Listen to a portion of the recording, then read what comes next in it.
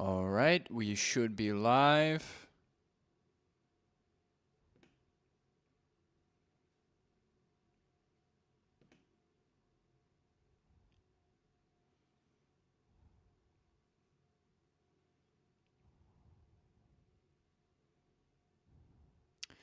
All right, I see Gig is already in the chat. Hello, Gigliardo.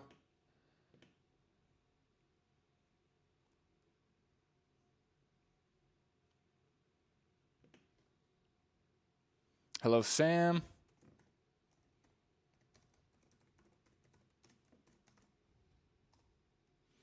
Can everybody hear me clear? Can everybody hear me all right?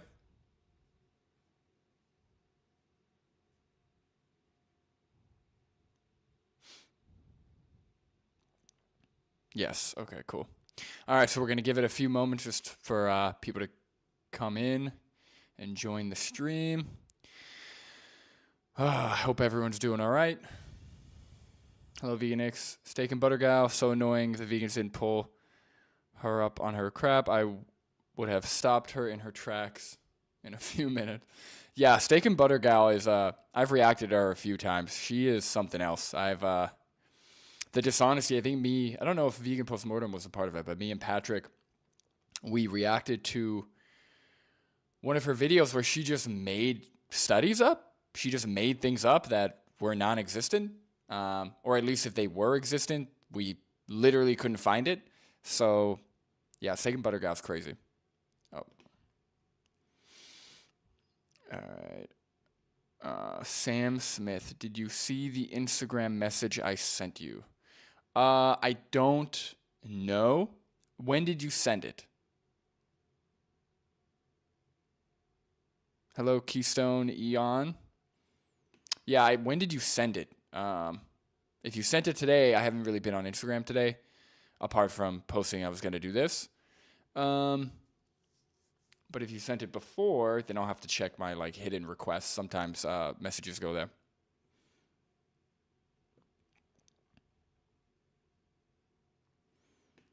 Yeah, a lot of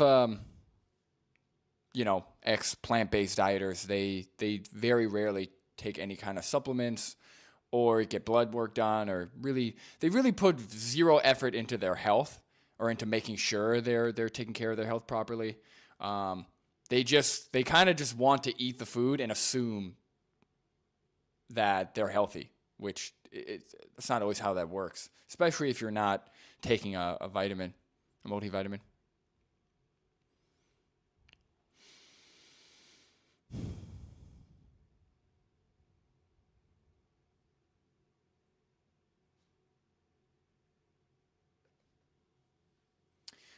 Sam Smith, yeah, I think I did see some of your comments.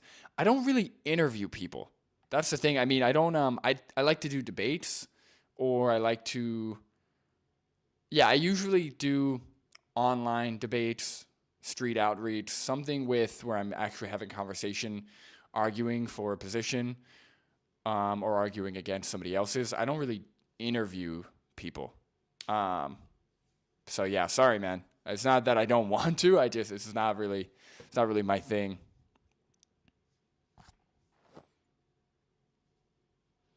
All right, so we got a few people here, so I think we could start rolling.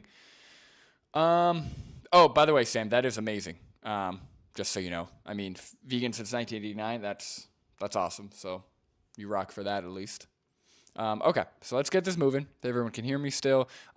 Can everybody hear the video? I'm just going to play it for a second. If you raised an animal, you gave them a name, say it's a baby pig, you raised them from a baby, could you slit that 6-month-old pig's throat? Oh, it's going to be exciting. All right, can everybody hear that? Hey, what's up, 40-year-old vegan?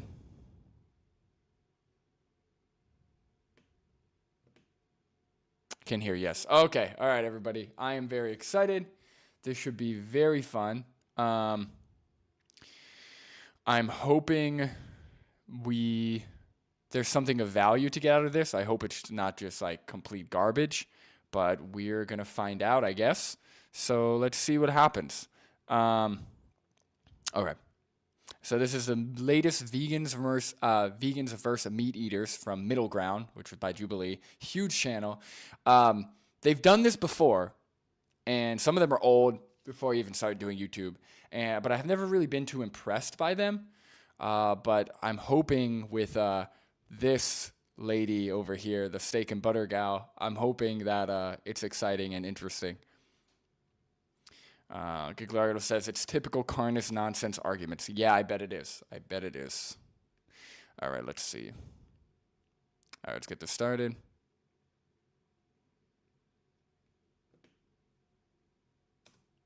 Yes. You could do that. I could do that. Honestly. Because I understand the cycle of life, and I understand that this pig, Could you slit your dog's throat?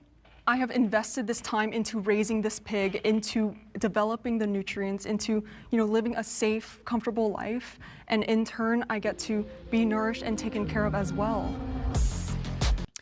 Right off the bat, here's the thing, right? I know that there are some people who are capable of like slitting an animal's throat or their own animal's throat. I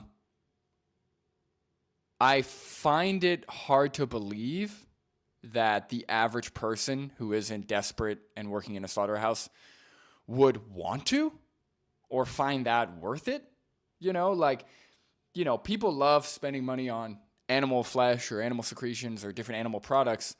Right? They view the transaction as worth the product or worth what they're buying. I don't think people would view that the same way if they had to slit the throat of the animal that they want to eat. I feel like on a scale of is the juice worth the squeeze? I feel like it would no longer be worth the squeeze. But again, maybe I'm just not like crazy convinced that eating animals is healthy or essential, and that's why I'm not like motivated enough. Maybe these people are so motivated because they think they're gonna die without animal flesh that it is worth the squeeze for them. I don't know. But the average person, no way. There's just no way.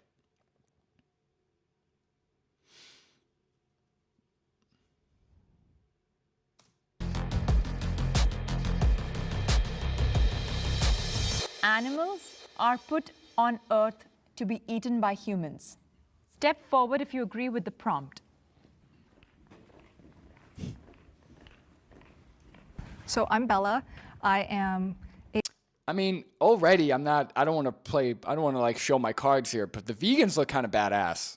I actually like the way that vegans are presented. Sometimes, well, actually, that's kind of only a stereotype, actually. So usually vegans do look pretty cool and are like normal kind of cool people. But the stereotype, is that they're weak or they're weird or whatever. But I like these vegans that are picked, at least, from appearance wise.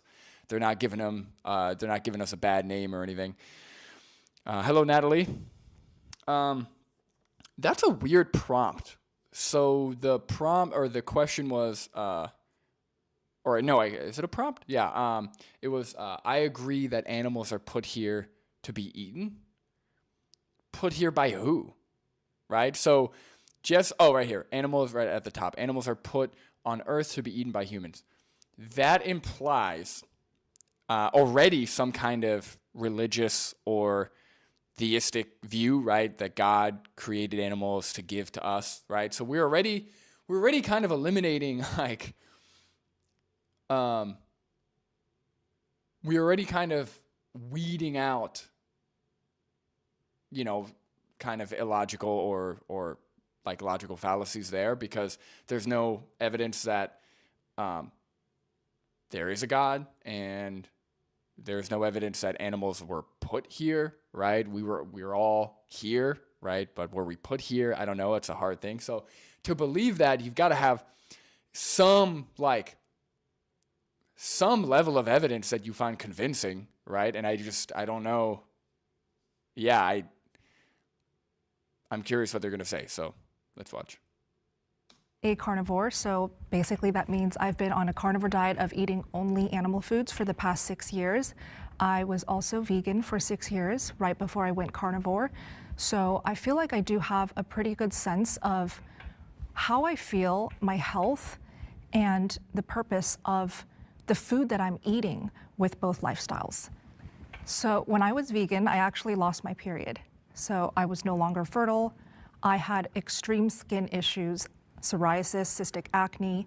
I had also mental health issues. I used to be a classical pianist, and I studied at Juilliard for 2 years. Wow. Yeah, so like, I just remember going on stage, and I couldn't remember the pieces that I was supposed to perform. And I was panicking. I was like, what is going on with my memory? I mean, she's already pretty thin. She's on the thinner side. So if you're under eating, because if I remember correctly, Steak and Butter Gal did a mostly raw vegan diet. So if you're under eating when you're already so thin, like your threshold for starvation is not that high. Like if you're very overweight and you under eat, you'll kind of be all right for a little bit.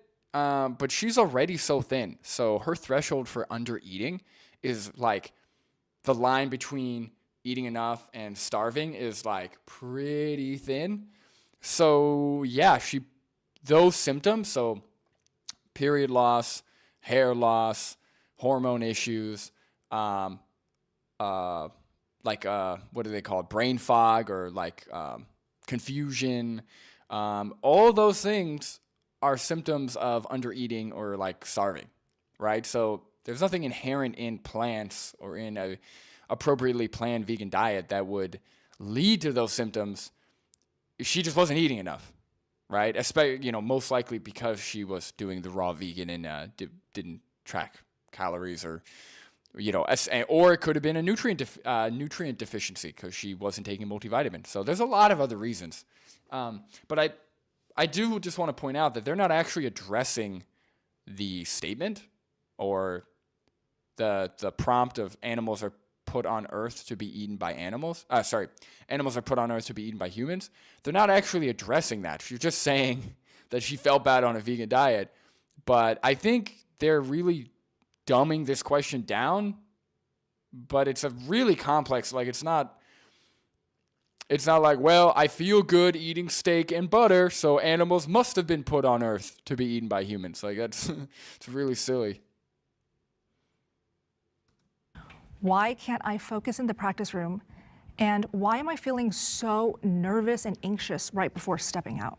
Starvation. So to me, that says a lot about whether or not the foods I'm eating are supporting me.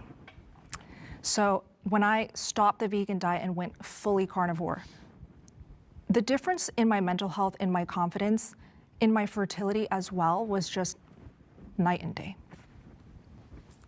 It's kind of amazing how that works, huh? Yeah. As coming from a hunting and conservation background and also in ag, hunting and conservation background. All right, buddy. You'll definitely learn where the denser protein comes from and the higher quality protein.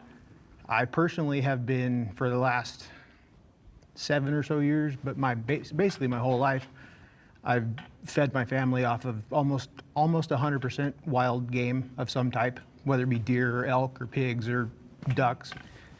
You definitely have a closer feel to what you're consuming when you have full control over it. The 40-year-old vegan says this is already painful. Yeah, I know that the vegans are like, they're like crawling out of their skin. Like I know that they're just like begging to get in there and talk to them. It's so hard because it's hard to stop the fallacy train once it starts going, right? So like especially when there's multiple people using multiple different like fallacies, right? Appealing to nature, appealing to tradition, appealing to biology. Like when there are multiple people saying just nonsense, or multiple different streams of they're going on multiple different streams of nonsensical thought or nonsensical speaking, it's almost impossible because all you want to do is like, you just want to speak faster and you want to like break it all down really quickly. It's really hard to keep up when you have people like this, and you have 3 people who just said really debunkable and like simple things to refute. It's really hard to like keep up. Hello, Kane Defends Animals. All right, I like the new name, by the way, so that's cool.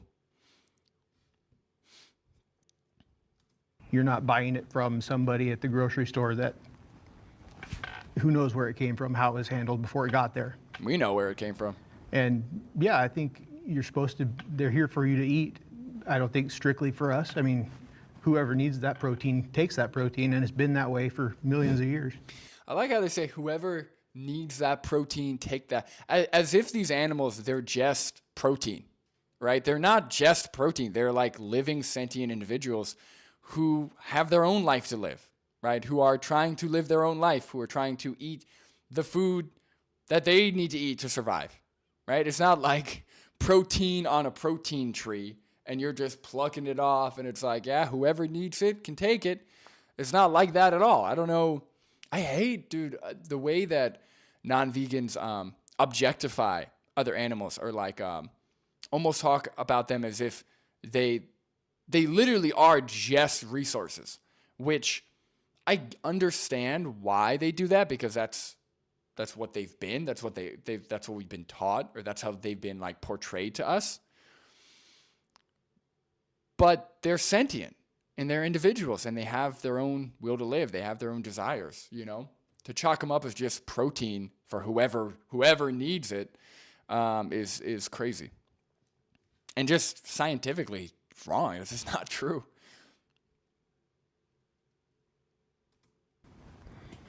So I'm a raw meat eater, meaning I only eat raw animal products. And I found that... Oh, Jesus. Oh, my God. Oh, man. Okay. Wow, they really picked some good meat eaters here. We got Steak and Butter Gal, who pretty much starved herself on a raw vegan diet and took no supplements. We've got the Matt, the hunter and conservationist, who is talking about protein on a protein tree, essentially. And then we've got Raw Meat Lady, who only eats raw meat. Fantastic. Great. that, you know, finding myself here, I had to go through a long, extensive journey of finding the truth about what is true about our diets, about nutrition, about the world, about spirituality as well. Oh my God. I like how I always love when, especially like fanatical non-vegans. So most non-vegans that you'll meet, right? Take it, my non-vegan relatives, my non-vegan friends in real life, you know, people you find on the street. Almost everyone understands that veganism or like eating plants is good, right? There's very few people that I've come across who are like fanatical non-vegans, who are so against the consumption of plants, or so against the idea of veganism that they are essentially conspiracy theorists, right? Most people, they're gonna be pretty reasonable. Now, they're still gonna wanna consume their flesh. They're still gonna wanna continue their habits. So they're gonna come up with a bunch of nonsensical excuses, right? They're gonna dispute a bunch of nonsense. But this is another breed. So these people, the fanatical non-vegans, the anti-vegans, right, as they're called, they are essentially conspiracy theorists.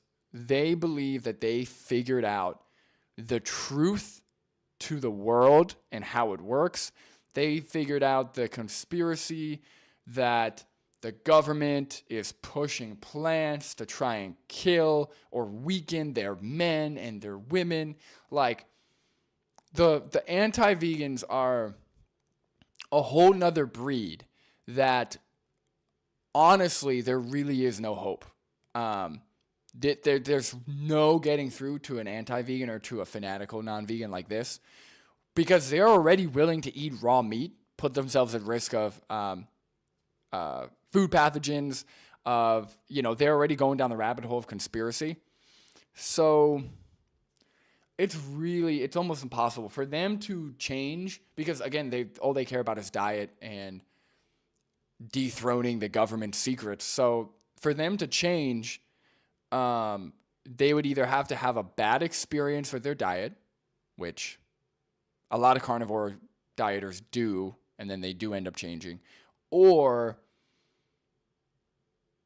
I don't know, it would have to go in reverse. They'd have to like somehow uncover some kind of conspiracy or truths around veganism, and I don't know. But once you're down that rabbit hole, it's really tough to have any kind of reasonable position.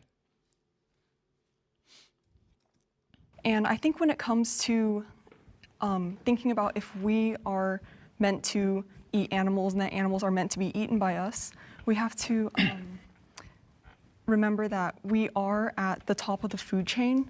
And being at the top of the food chain, it doesn't mean that we can just go on a rampage and do whatever we want, kill animals and eat them all, but it comes with a responsibility.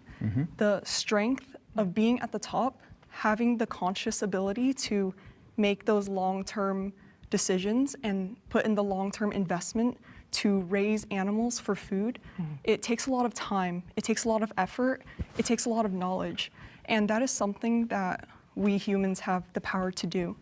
And so I see it as, yes, we're at the top, but being at the top comes with that responsibility to ethically care for the animals, because it's this beautiful relationship where when we take care of the animals, and like you said, you eat a wild game, you understand the cycle of life of the animals. Absolutely. And so I think it's just honoring this beautiful relationship where we nourish and take care of the animals. I love how how much people romanticize an immoral action, right? Because she's going on this whole rant about the beautiful relationship between,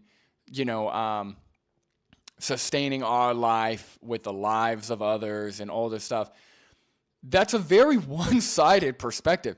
That would be like if aliens were doing to us what we do to other animals, and they went on this rant about how it's such a beautiful and spiritual thing. It's what do they call it? It's like not synchronicity, but symbiotic, right? It's, we feed off them and then they blah, blah, blah. Like, would we care? Like, is that how we would feel, right? Do you think that any of the animals that these people are responsible for, killing and eating, do you think they view the relationship that you have with them as beautiful or as optimal or as preferable or as whatever? Of course not. That's crazy, right? If they could understand our language, they'd call you a psychopath, right? That's like Jeffrey Dahmer territory, right? I always find it very convenient how a non-vegan will go on this rant about how romantic killing and eating animals are. Yeah, maybe to you because that you like doing it or you want to continue doing it. Right? Let's not blow, it's not like that, right? Where if we boil it down to its basic components, you are exploiting, abusing, killing animals who otherwise would want to live based on the best science we know. They're sentient, they have their own desires, they want to live. That's it, right? There's no romantic gesture, slitting the throat of an animal is not like a romantic gesture of any kind. Right? It's violent, it's awful, it's, scary, it's, just seeing footage is bad enough.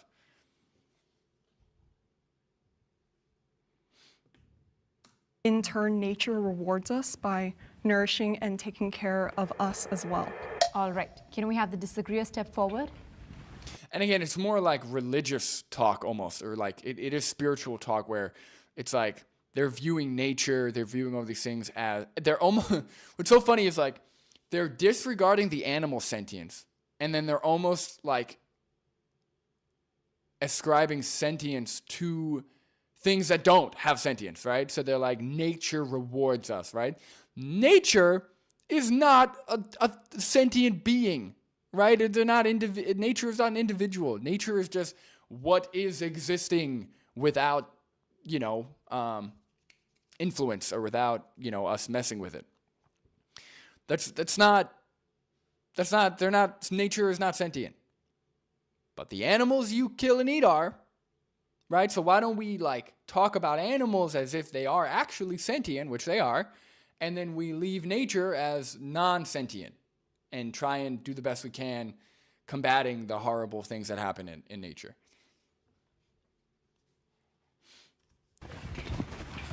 Dun, dun, dun.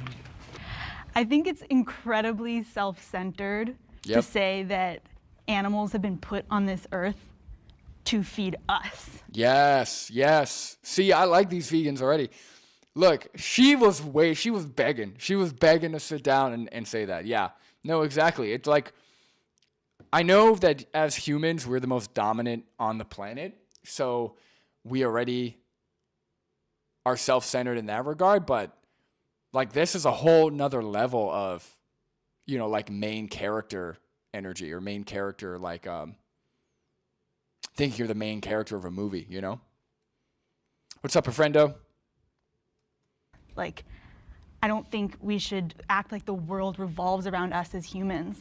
And you say, you know, that we have the power as humans to raise animals for food and to farm them. We also have the power not to do that. We have the power to treat them with kindness and compassion.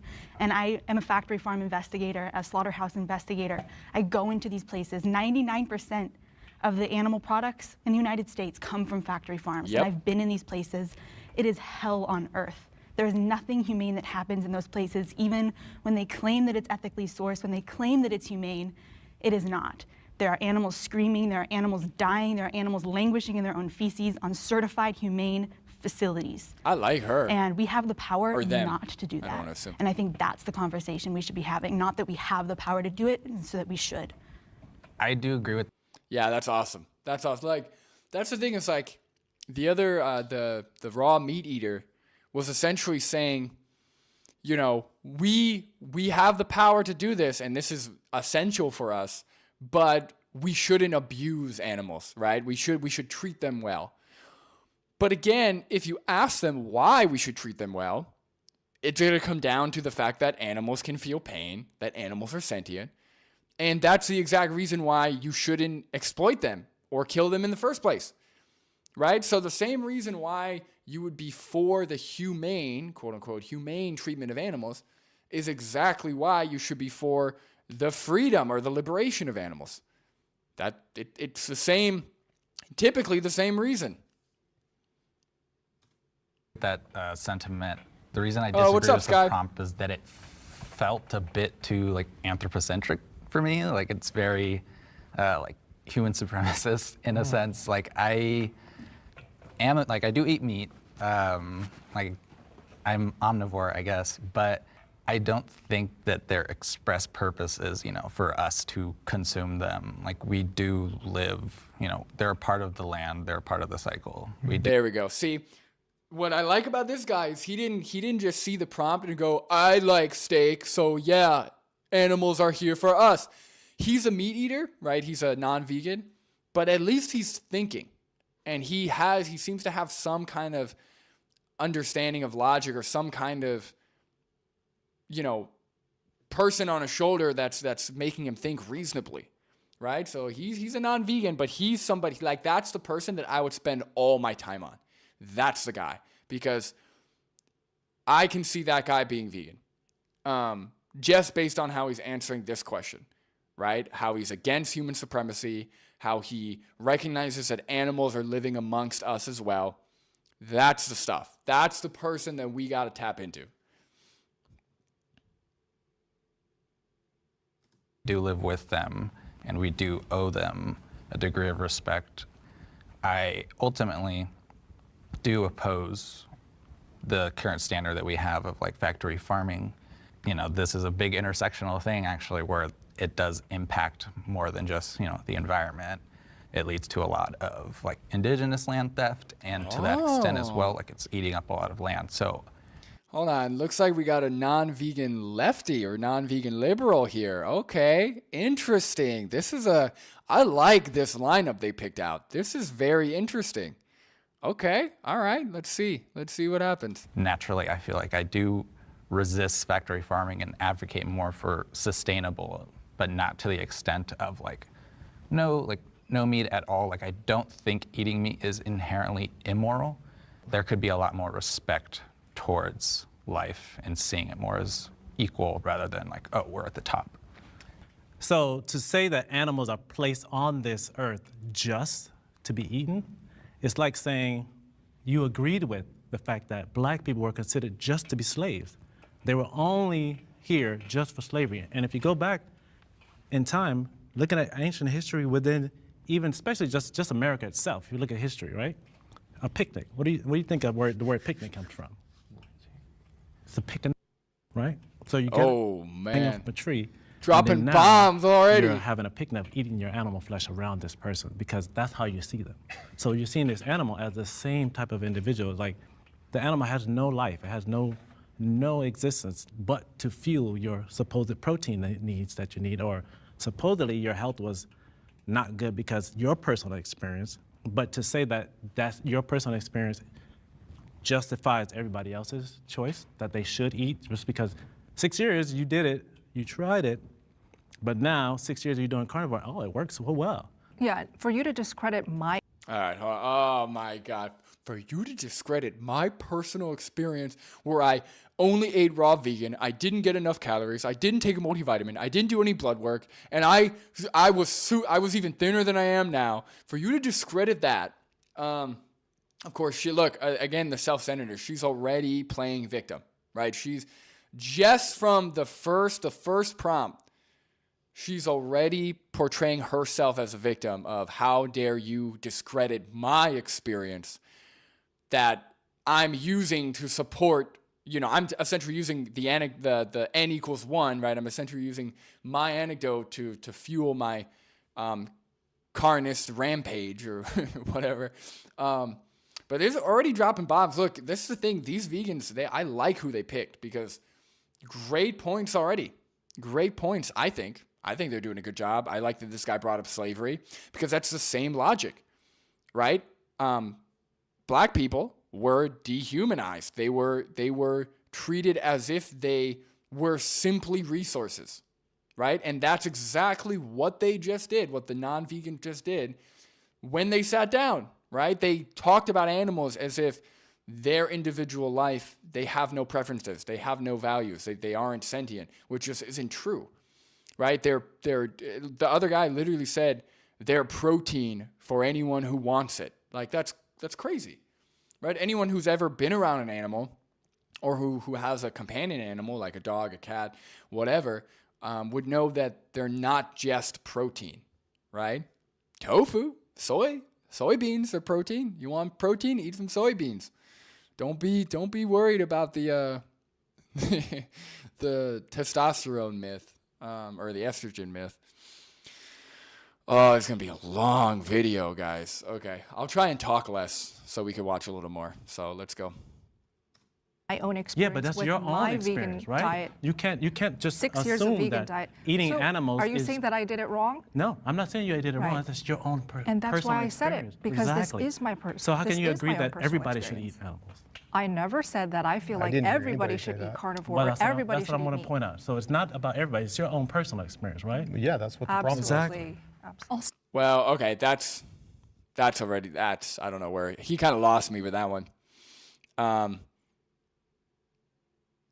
I just would have pointed out that there's so many confounding factors with your own personal experience that it's not very reliable, right? There are people who say that prayer cured their cancer.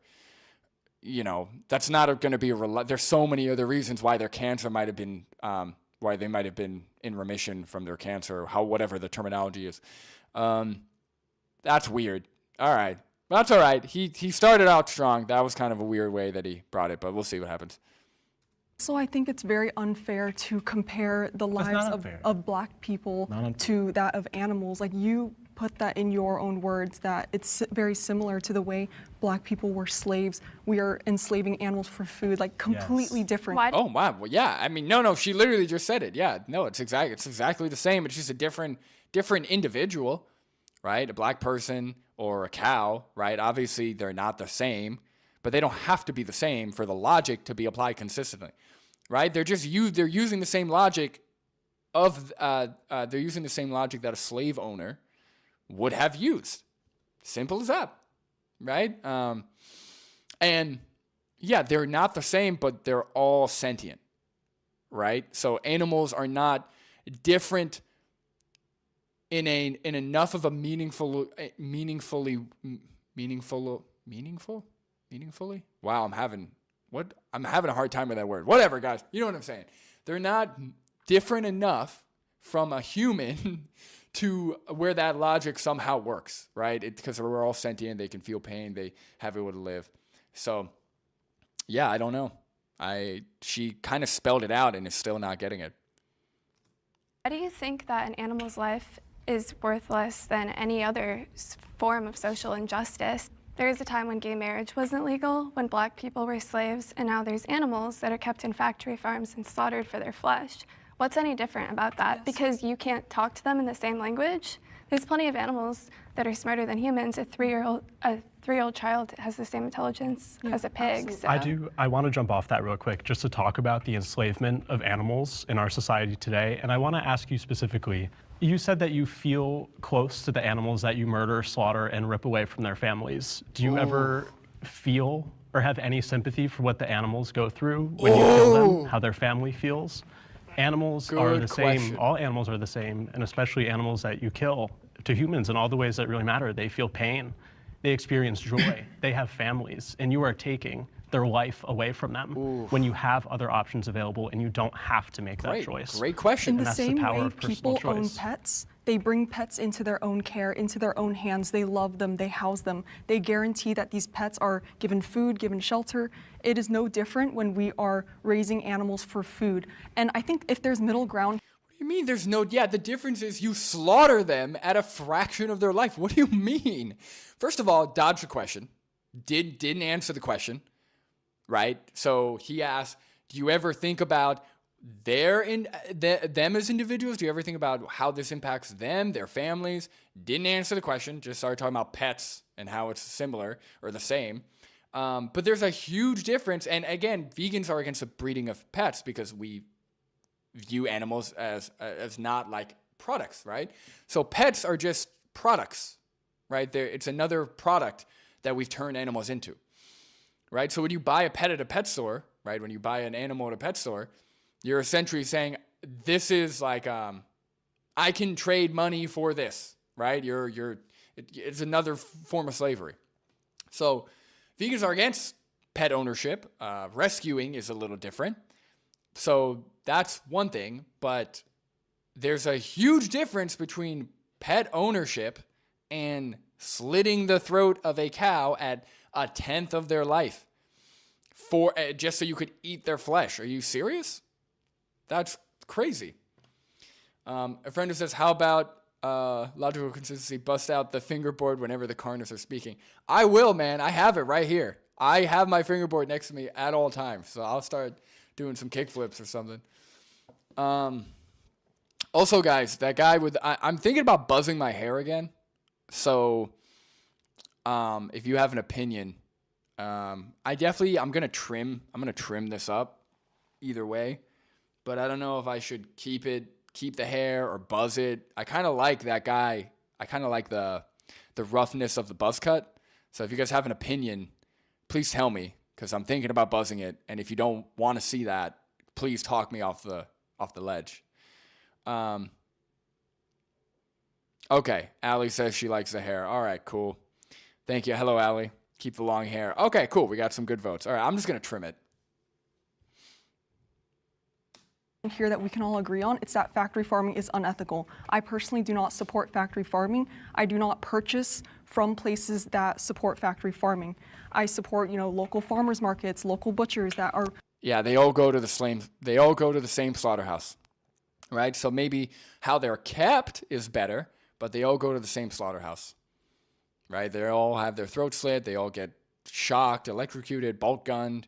They get if it's chicken, they get put in that defeatherer. Have you seen that? Just gruesome shit, dude. Where they put the dead body in the thing with spikes or whatever, and it's like spinning them around and gets all their feathers out. Like what in the barbaric practices are we doing?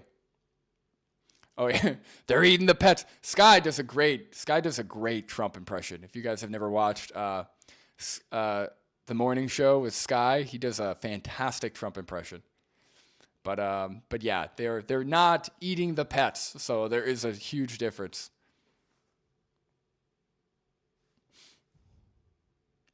Allie says, "Isn't it up to Julia?" Kind of. She also likes the in between where I just get this trimmed and don't get a buzz cut. But we're pretty independent, so she lets me make my own decisions. I let her make her own decisions. But ultimately, if she doesn't like it, yeah, it's not going to do me any good. So, yeah, that's a good point.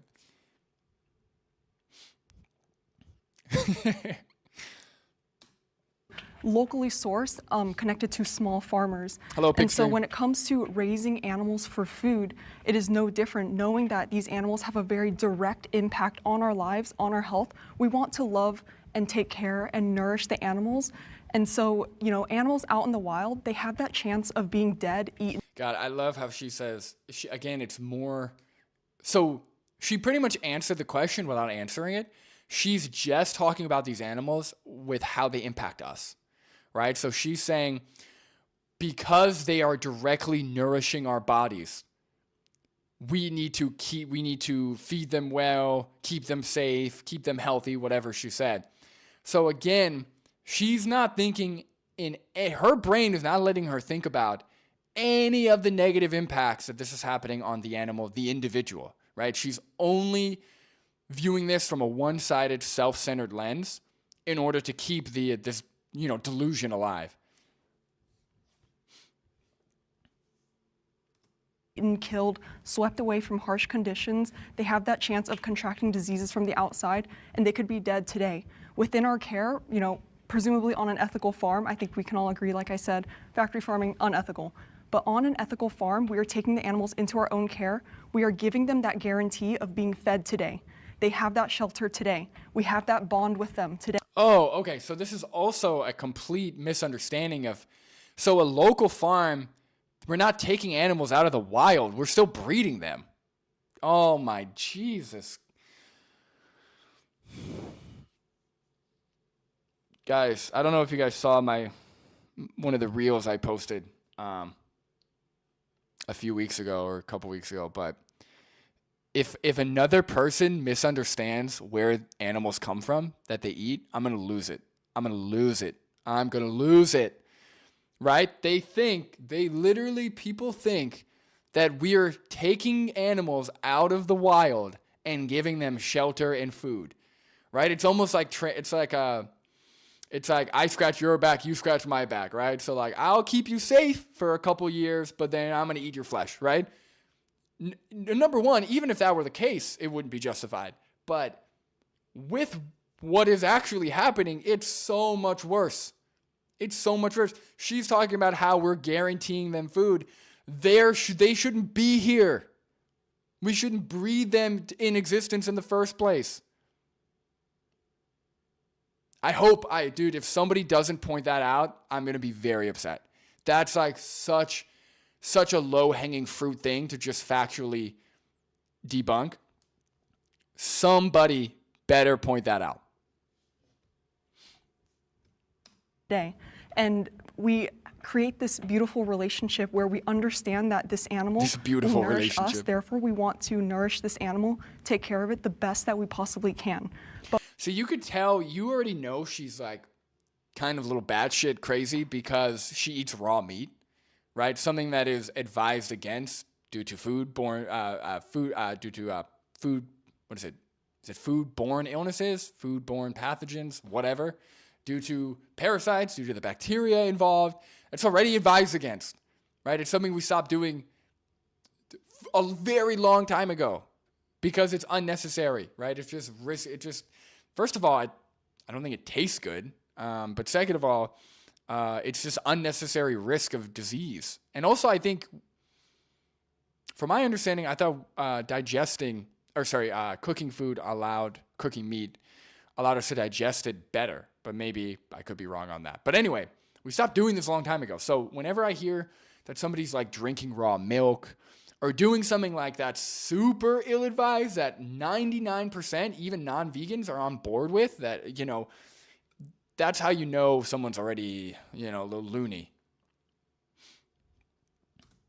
But when it comes to eating animals for food, that is a reality.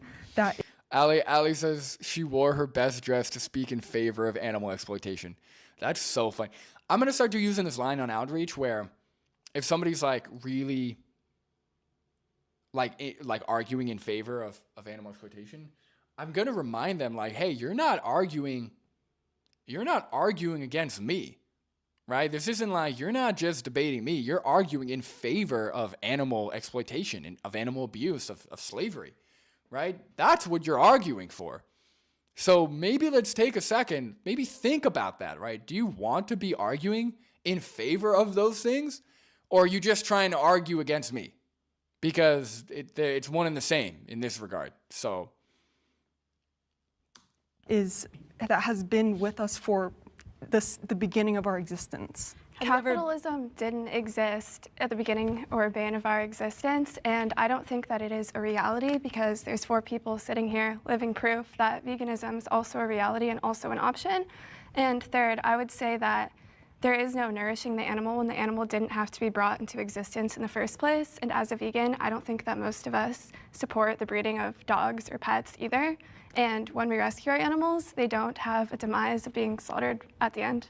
I would never slaughter my dog. When you're talking about caring for animals that aren't animals, we're not talking about slaughtering. You mentioned that you at the same time, dogs provide. Okay, go ahead. You mentioned bringing a dog into your home and how we have this relationship with our dogs or cats or other animals in our home, and compared that to animals that are used for food. Yes. I would never end my dog's life by killing them or murdering them. I want to be very clear. I would not do that. Your dollar and your okay.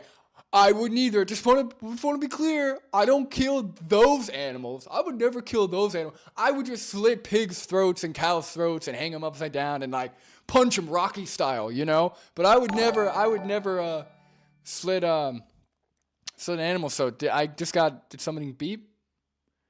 Random gal just subscribed. Thank you for the subscription. That's awesome. Thank you. I heard the tune. So thank you very much. Okay, yeah. So it's just so funny how people think like they're afraid of being like canceled if they're like, oh no, I would never kill dogs. No, guys, don't look at. I would never do that. Yeah, but again, it's just because eating cows, pigs, chickens, it's all normalized, but there's no difference.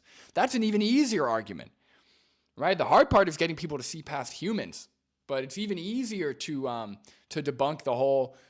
You can't eat dogs, but you can eat cows. Like, that's crazy. And yeah, it's a great point he's making. He's pointing out the, I don't know if it's the hypocrisy or the inconsistency with when she said that, raising animals for food is just like what we do with pets. No, it's not. You don't slaughter your pets. It's totally different. Consumer choice is promoting and supporting the killing of these animals that feel the same feelings as our dogs that we bring into our home. But when we bring a dog into our home, aren't we receiving a benefit from that? We are receiving companionship. In return, we are giving this dog food, house, shelter, and love. Same thing for when we eat animals. Do you personally do that to the animals that you eat, or do you just assume that's happening behind doors that you've never seen? I make that highly conscious decision to make sure I'm voting with my dollar to support the highest quality livelihood for animals. But I'm in contact with the farmers that I'm sourcing my meat from. Have you visited a regenerative farm? Have you met your local ranchers and your local farmers? I actually have a bachelor's degree in sustainability, and I did an extensive project on regenerative farming. Boom, baby. Let's see. I've had the same questions. I've been exposed to the same things when I was vegan. I was in the vegan community for 6 years. For me, when it was too far is when I lost my period. I can't have children if I don't have a period. So I became infertile. And do you know what the vegan community told me? So many confounding factors. That's fine. That's actually a sign of health, and that's totally normal. So I admit that there was a lot of misinformation and brainwashing going on for myself, and I'm speaking for myself. I can respectfully listen and understand your point of view. I was there myself, but my brain just opened up and I had to face, is it going to be my health? My brain opened up. Or is it going to up. save the animals no matter what? At some point you have to decide, is it worth sacrificing my health? What do you mean save the animals no matter what? You didn't do anything. You didn't consult a plant-based nutritionist. You didn't even take a multivitamin, right? I read a comment, I forgot who said it. I'm sorry, but I read a comment in the chat where she apparently thinks tofu's too processed. Tofu's a great source of protein. If you're not even willing to eat tofu, Yeah, good luck. Good luck, my friend. You know, what are we talking about? Like, non-vegans almost act like they went to the ends of the earth to try and continue their veganism. No, they didn't. They started feeling bad, and then they ate a piece of meat. And they were like, oh, I'm all better. I guess I'm going to do this now. Allie says her brain opened up and everything fell out. Yeah, so yeah, exactly. For a religious I'm ideology. fully healthy. I Yes. think if you're an anomaly, there can be an exception to be made. But I've been vegan for 13 years, vegetarian for 23 years, and I'm Whoa, hold on. How old is this girl? Oh, she must have been born into a vegetarian family, because she doesn't look that much older than 23. So that's impressive. That's awesome. That's cool. I like the vegans they pick. They have their own channel or something. I've got to find them. That's cool. I like the arguments they're using. extremely healthy. I get blood work done yearly. I lift weights. great. I can run a mile in under 7 minutes. I mean, you're an anomaly, and I think that there are other anomalies in existence, but I don't see how your one experience, I mean, we don't know what you were eating, how you were treating yourself in your day-to-day life. I was eating don't a know whole what- foods plant-based diet. I was not even eating any processed vegan foods. I don't think no there's mock anything wrong with meats, processed just vegan whole foods. foods. Again, that's the problem. So like, no mock meats, just whole foods sounds great, but that's also a very slippery slope to undereating or starvation, right? Or being malnourished if you're not taking multivitamin, right? All they would have to say is, look, and the vegan is kind of saying this, but I think it could be more direct. Like, look, we have no idea what you were doing on a day-to-day basis, and there are so many other factors that can influence your health, right? Whether it's the caloric consumption, whether it's whether it's getting enough nutrients, like micronutrients. There's so many things that can influence your health. So using your one example is not going to be sufficient to justify what we're doing to animals. But again, it's in this round table type of style. You know, I guess they could double down and be like, well, you're taking a multivitamin, we're doing this. But I would kind of want the conversation to be focused on morals. But it's hard because people really think it's a health. Like, when I'm on the street doing outreach, right? How do you focus on the morality of what we're doing to animals when people are so scared, when people genuinely think that they're going to starve or there's like no vegan food at the grocery store, right? What do you eat? Where do you get your food? You know, what do? You have to address that point, right? So it's hard. It's like a barrier that you kind of have to be able to break down for each individual before you can get them to listen to the moral arguments. Luckily, when I was going vegan, I got into it because of plant-based nutrition, right? I started looking at what's the healthiest diet, and all of the science, even back then, like this is almost 8 years ago, even back then there was a lot of research supporting plant-based diets, fully plant-based diets. So I was like, okay, I want to live a long time. I don't want to die from heart disease or high blood pressure or diabetes. I'm going to be plant-based. And then I started listening to Gary Yourofsky, Vegan Gains, Earthling Ed, whoever else was on YouTube at the time. And then I started clicking with the ethical argument. So I'm like, it's shocking to think that people aren't on board with plant-based diets for health reasons. Like, that's shocking to me just because of all the information, all the research that's available. Even 8 years ago, it's only gotten better and more extensive now. You need to track your micronutrients, your macronutrients, your vitamins. So you're saying she didn't do it right? I don't know if she did. I can't see her history of what she was eating every day. Look, I'm sorry you had a bad experience and that you lost your period and that people weren't nice to you about it. But I think, like, I can't stand what's happening to the animals. I've been to some of the darkest places on earth where these animals are tortured by the hundreds of thousands. I think they should have addressed, what I would have said is like, it's not about doing veganism, right, or a vegan diet, right or wrong. It's about eating sufficiently to live a healthy life, right? There's certain criteria you need to meet. You have to get enough calories. You have to get enough macronutrients. You have to get enough water. You have to get good sleep. If you're not doing those things, you're not going to feel good and you're going to have health consequences on any diet, right? So the question should be not, did you do veganism wrong? The question is, did you were you doing what you needed to do? Oh, no, sorry. The question shouldn't be, did you do veganism wrong? The question should be, can you eat a plant-based diet that meets the criteria, right, to live a healthy life? And if that is a yes, then it's just about eating a diet like planning and having an appropriate planned diet that allows you to meet that criteria, right? So as long as you can be vegan or eat a vegan diet and meet that criteria, that's all that matters, right? It doesn't really matter if you did or if you didn't at the time, or, well, did I do veganism wrong or right? Right? You weren't eating right? You weren't planning your diet correctly. That's it. And that can happen on any diet. And you're saying that you try to source local, and I get that, and I think it's great that you care about animals. I appreciate that a lot. But I think if you go to a slaughterhouse where all of these animals are killed, ultimately, regardless of where they're raised. Yes, great point. There's nothing humane that happens there. Animals enter into a slaughterhouse as live animals, fearing for their lives, and they come out chopped up in pieces. Nothing humane happens along the way. Animal rights are just as important as human rights.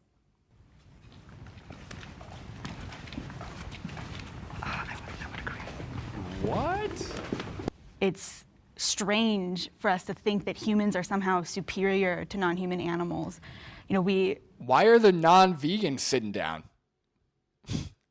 Okay, if that's the case, then you guys should probably stop paying for animals to be chopped up immediately. But no, they're thinking of rights as in welfare. That's what they're thinking. They're thinking of welfare.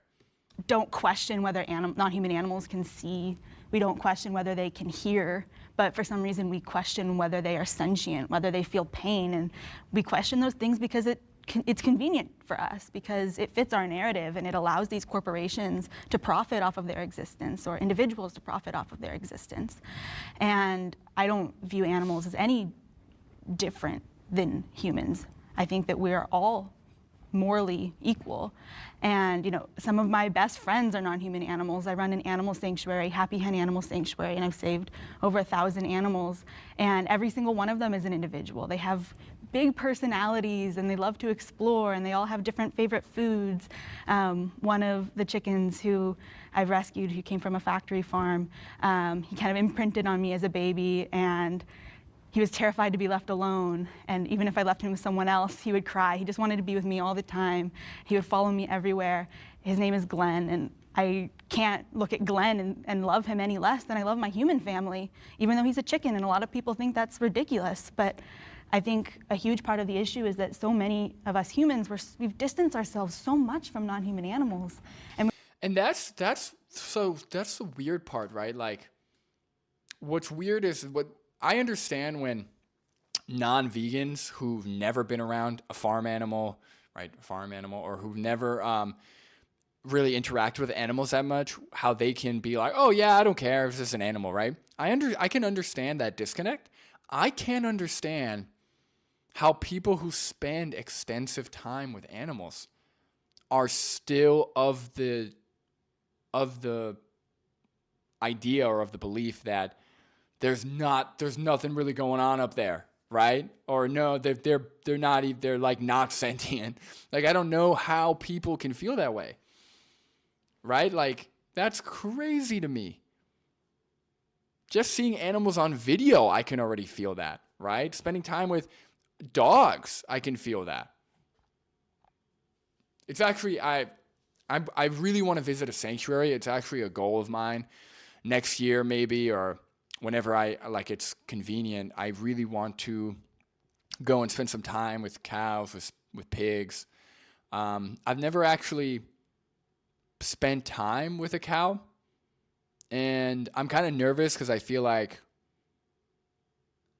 I'm going to get really sad. Like, I'm not really too emotional on a day-to-day basis. Like, veganism is very logical to me, and I can very easily advocate for what's happening, or advocate against what's happening in animals without really having the image in my mind. But I feel like if I actually went and spent time with a cow and, you know, touched them, saw them, I feel like I would get very sad. I'm actually getting sad just thinking about it. So I'm kind of nervous. So I'm kind of nervous for that.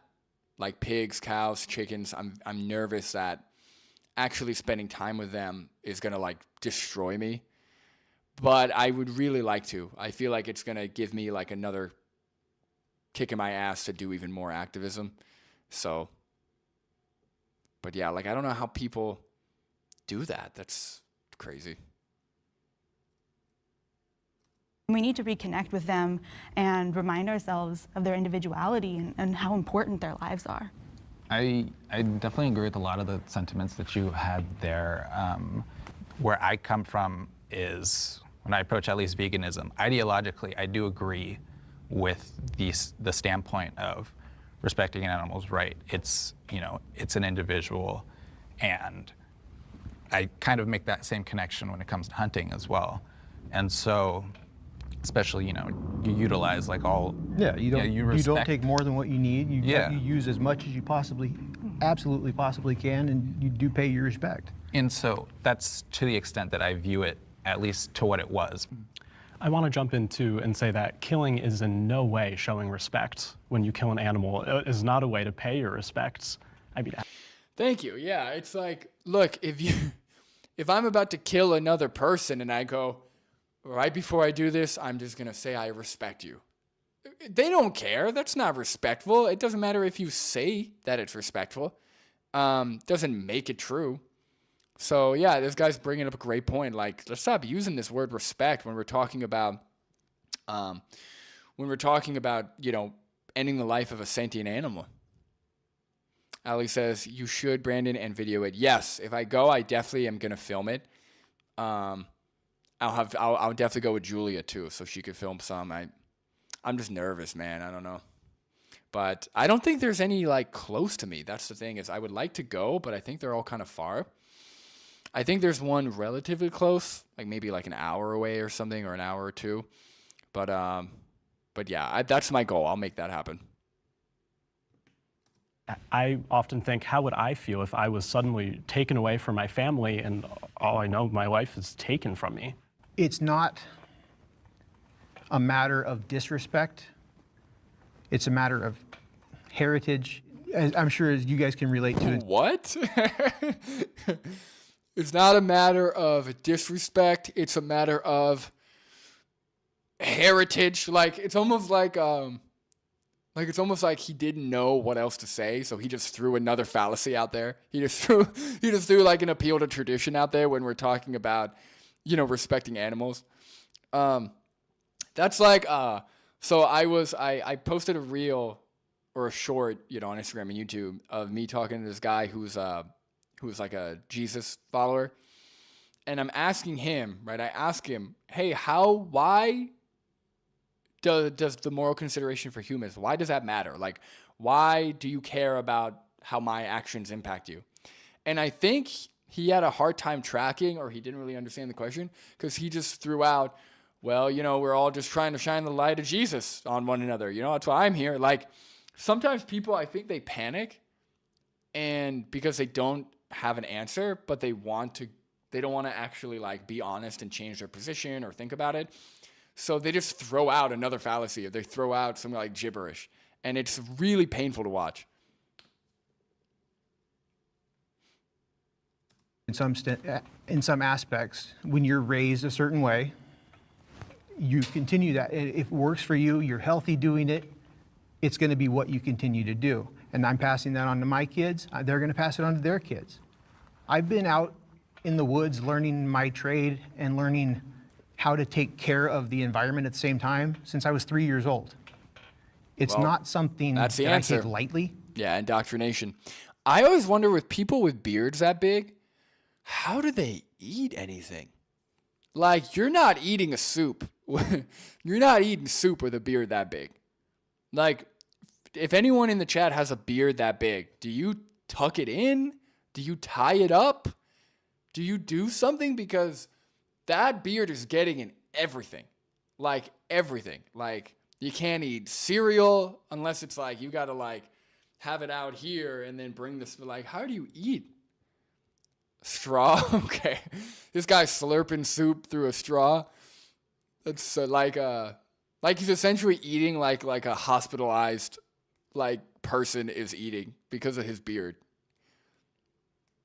Alex says it must smell rancid. Yeah, I mean, probably because of all the animal products, but.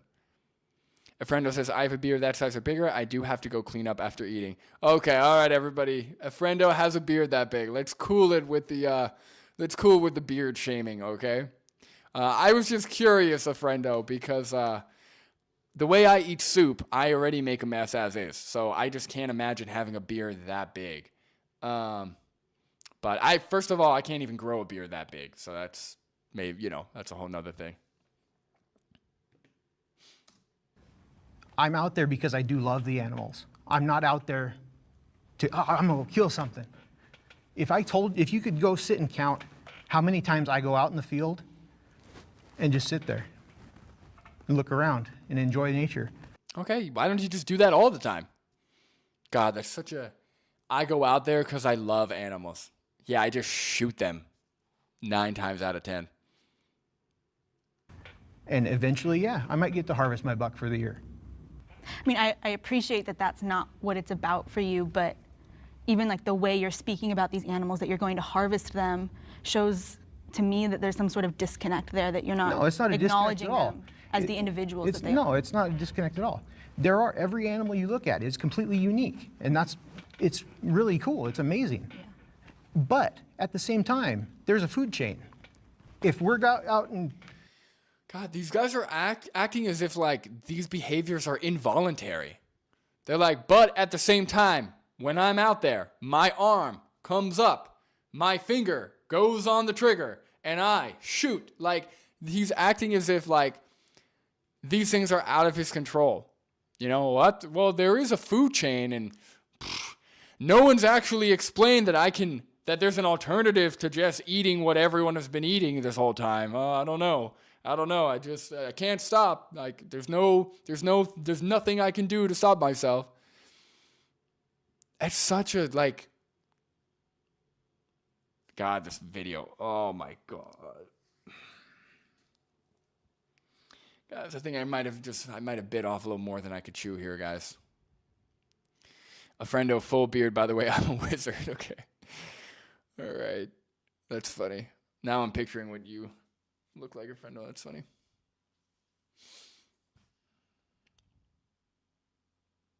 Gigliotter says, everyone like the stream or else. Yes, thank you.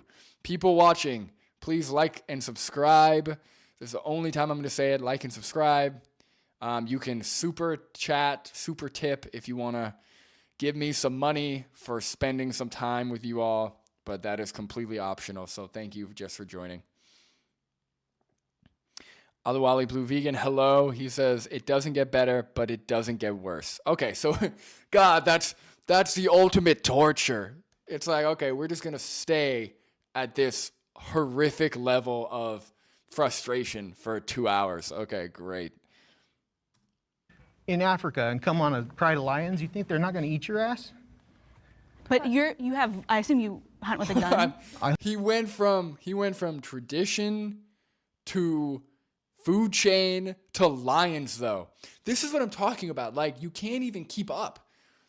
Like, these people, you're like, hey, have you ever thought about how the animals feel when you hang them upside down and slit their throat? He's like, well, culture and food chain and lions, though. It's like, okay, I just asked you a question if you ever thought about it. Like, that's how you know they know it's messed up because they just start spewing out a bunch of excuses instead of answering the question and actually having a real conversation. Yeah, I am curious, 40-year-old vegan, what the person in the red dress behind them, because they didn't sit down. So I'm curious what she has to say.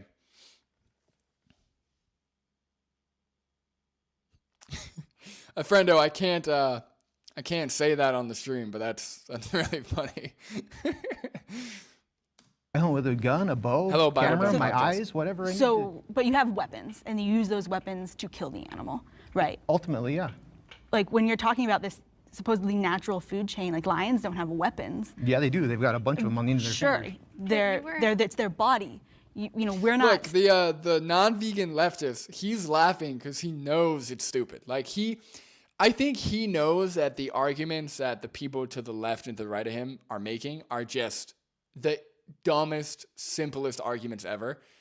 You know, at least he has somewhat of a more nuanced, reasonable position. It's just I think he's still like, he just doesn't want to change yet. You know, he just doesn't want to change. And that's who I would, at the end of this, I would pull him aside and be like, hey man, please let's talk privately. I think, you know, I think you're getting it compared to the rest of them. Let's talk a little. Going out, sinking our teeth into the throats of animals and ripping. If we could, we would, their though. throats out. But we can't, so it's not really the food I can't chain fly any either. longer. Should I not get on an And airplane? let's remember, Well, no, because my question is, if a gun wasn't given to you as a child, would you have invented that piece of technology yourself? If not, I don't believe you have the right to use it because it's no longer the natural food Do you know chain. how to make shoes? What? Okay, bad argument, Brooklyn. Okay, now that's weird. Okay.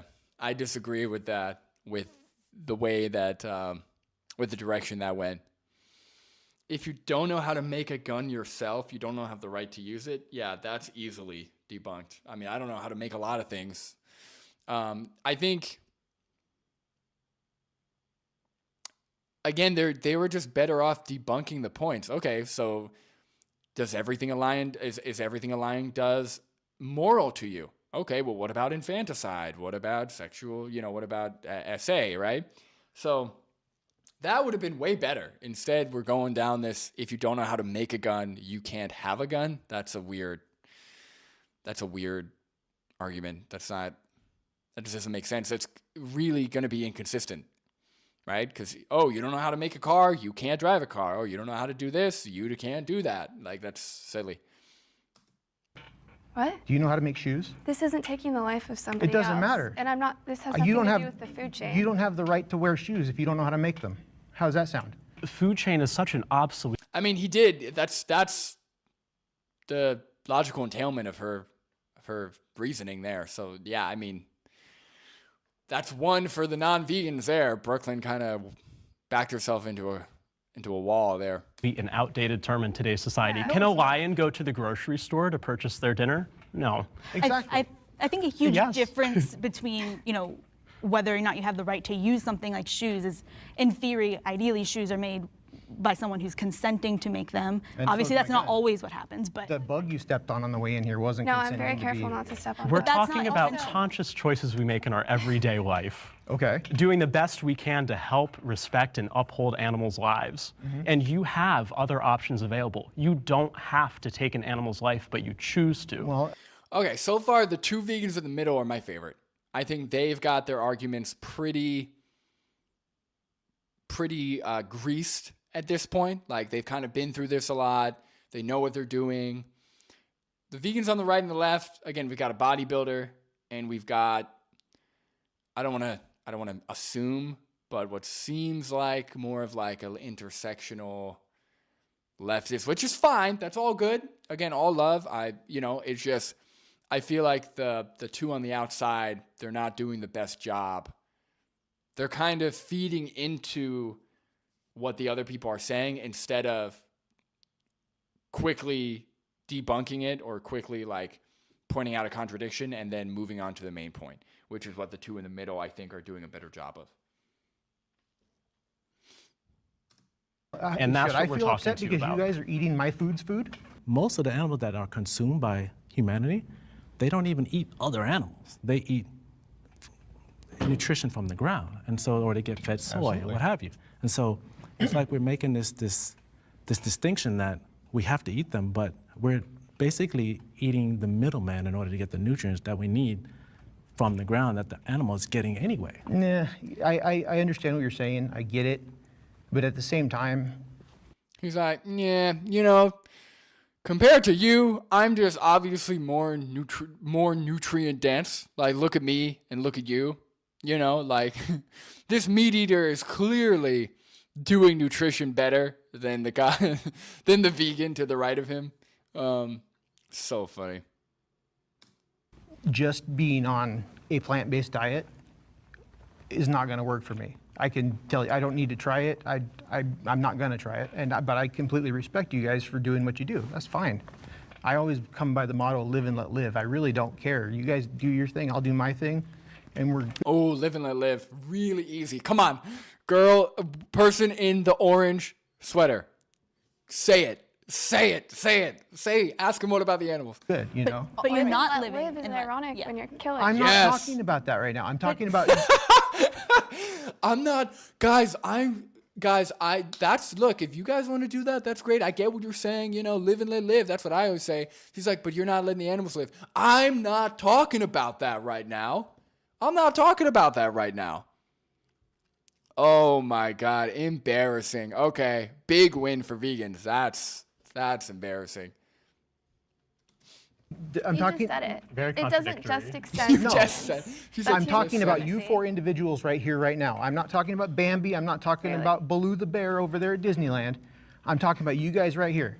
But what's the difference between letting me live and letting a non-human animal live? Like, I don't think that it would be any more wrong for you to kill me right now than it would be for you to go and kill a chicken right now. I think that would be morally And equivalent. that's your point of view, and that's fine. You're allowed to feel that way. All right, can we have the disagreement? Guys, I hate to say this, but this is where we do NTT. I mean, this is where, like, NTT, like, so they're just saying their opinion, which is fine. Like, again, this is more, problem I have with this is I don't like content where it's just people saying their opinion. That's not interesting to me. That's not meaningful to me, unless it's somebody who I, like, admire, like, you know, if it was somebody, I don't know, like an artist or like a movie director or someone who I like outside of morals and debates and all that, if it was just somebody who I like, then yeah, I'm interested in what else they think about or what their other interests are, right? So if it's somebody who I like on like a personal level, that's interesting. But when we're talking about like how we should be living our lives day to day, when it comes to like developing moral values, I'm not interested in hearing people just share what they think. Well, I think chickens and humans are the same, or killing a chicken and killing a human is the same. Well, I don't think that. Like, I'm not interested in that, right? I'm interested in a debate, like an actual like productive debate where both views are pushed in the proper way. Like, I wish instead of saying, well, I think that killing a chicken is just as immoral as killing a human, she said, well, what is the difference, right? I wish she asked him, what's the difference, right? They're both sentient, so what's the difference? And then obviously that would have been a whole rabbit hole, but I understand also if it's a constraint of the format, which is why I said I'm not a huge fan of this format. I like long-form debates where people actually want to, like, get closer to the truth and not just share their opinion. Guy, 40-year-old vegan says, guy hates Bambi. Yeah, it's like, why is he using Disney animals? Like, again, he's like belittling real world animals, like as if animals only like the animals the vegans are thinking of are only in a Disney movie, when that's not true at all. Agree a step forward? If we're thinking about animals' rights being equal to that of humans' rights, I feel like that is us not really valuing our own lives. If we see ourselves as equal to that of the ant on the floor, or like an animal where another animal is going to eat that animal. Like, you don't see animals who miraculously become vegan And I think that, when you see yourself at this subhuman level, you don't really value yourself. And I think when it comes down to it, if it comes, there's an animal in here trying to attack all of you, I would value each and every one of your lives over that animal. Yeah, guys, that's self-defense. Oh my God. Again, like the most easily debunkable points. And I like how she said, when you dehumanize yourself, they're not dehumanizing yourself. You are self-centering what it means to be a human, right? There's a big difference, right? Saying that a human is just another animal and we're all on this earth together, that's not dehumanizing. That's just saying it like it is. You, on the other hand, are ascribing some kind of special treatment, some kind of holy level that is human, right? So everyone and everything else is here and humans are here. That's more irrational. That's going to have way more issues, especially when who's dictating that value? Is it God, right? Where's proof of God, right? Is it some kind of other entity? Is it just something you've developed in your brain, right? I know we all want, like me being a human, I would love if we were the best and deserved all the best treatment and we were divine and we get to go to heaven. Like I would love for that to happen. But just because I want something to be the case, just because I would love to be the center of attention or something, or like love to be like have some kind of special treatment, doesn't mean that's how it is, or it doesn't mean that's how it should be. So I think again, the person in the red dress is really delusional. Like she's really having a hard time with anything that isn't like conspiracy or something weird. And so I think when it comes to our rights, I just don't see us at the same level as animals. I would choose the human life over the animal. So if someone was attacking all of us in here with a gun, would you jump in and be like, yo, shoot me? Or would you try to protect yourself? I value my life. I don't know what he means by that. Why would he? That's what his response is? No, you point out the fact that if an animal's attacking you, you're defending yourself or others in self-defense. But the animals you eat don't attack anyone. They're innocent. That's where you bring the conversation. Why would he ask that? What point is he making? As a human, I value your lives as humans. Of course I'm going to maybe look after myself in that specific scenario. But when it comes to an animal where we are at the top of the food chain, we have that strength, that responsibility, we have that power to take more control over the situation, I would choose the humans over the animal, for sure. Like, would you just allow the animal to attack all the humans?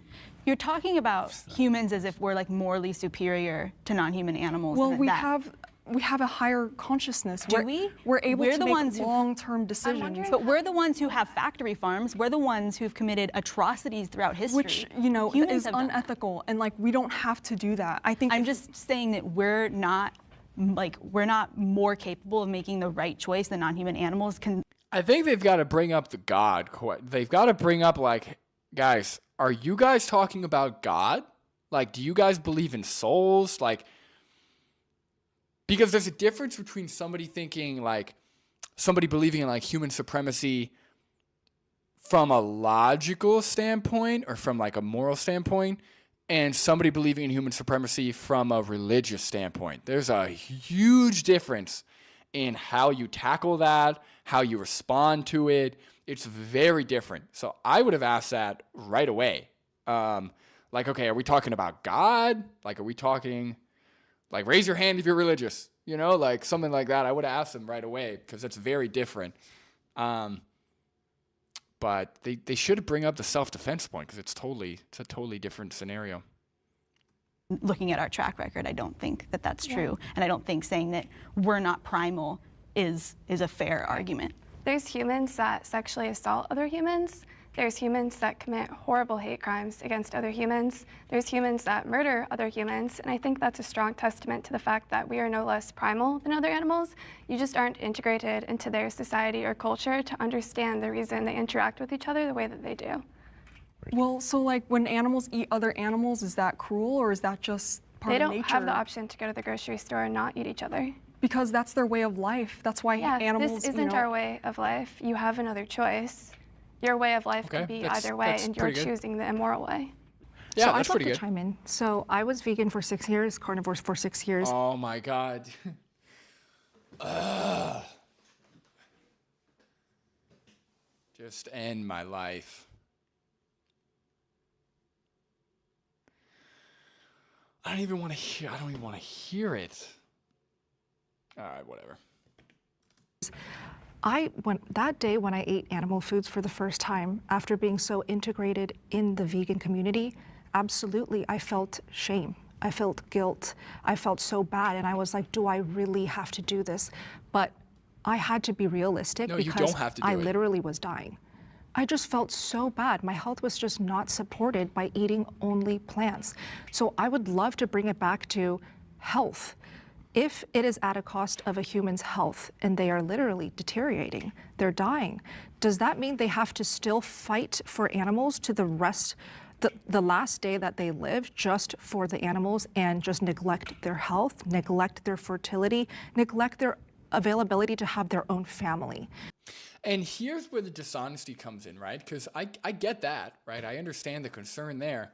But when you're in a video and you're making up studies, right? You're saying your sources are study titles that don't exist or in sources that are nowhere to be found. This is not, oh, I am so concerned about my health and about the truth of what we should be eating, right? It's one thing if you actually think that, but that is just pure dishonesty and pure, like Allie says in the chat, she's a businesswoman. It's just pure business, right? You're clearly marketing your channel, marketing yourself, and are sticking to this thing because, yeah, it might work for you for now, or who knows what's happening behind the scenes, right? There have been carnivore influencers who got caught with eating different plant foods, but again, that might work for you, but when you are actively being dishonest to support your position, to support what you're doing, what do you call that? Right? That's not that you don't actually care about the truth. You don't actually care about doing what's best for your body, for your health. You care about selling something, right? You care about promoting something that may or may not actually work. So I call BS on that. Steak and butter gal. So I want to talk about how we can heal humanity first before we talk about how to protect every single animal life. And back to, is an animal's life just as valuable as a human? Yes, but for me, up until when the human has to die for that animal or suffer with their health just to protect that animal. But you didn't even go get blood work done. You weren't even you weren't doing the bare minimum. You weren't even doing the bare minimum. The bare minimum. You weren't even doing the bare minimum.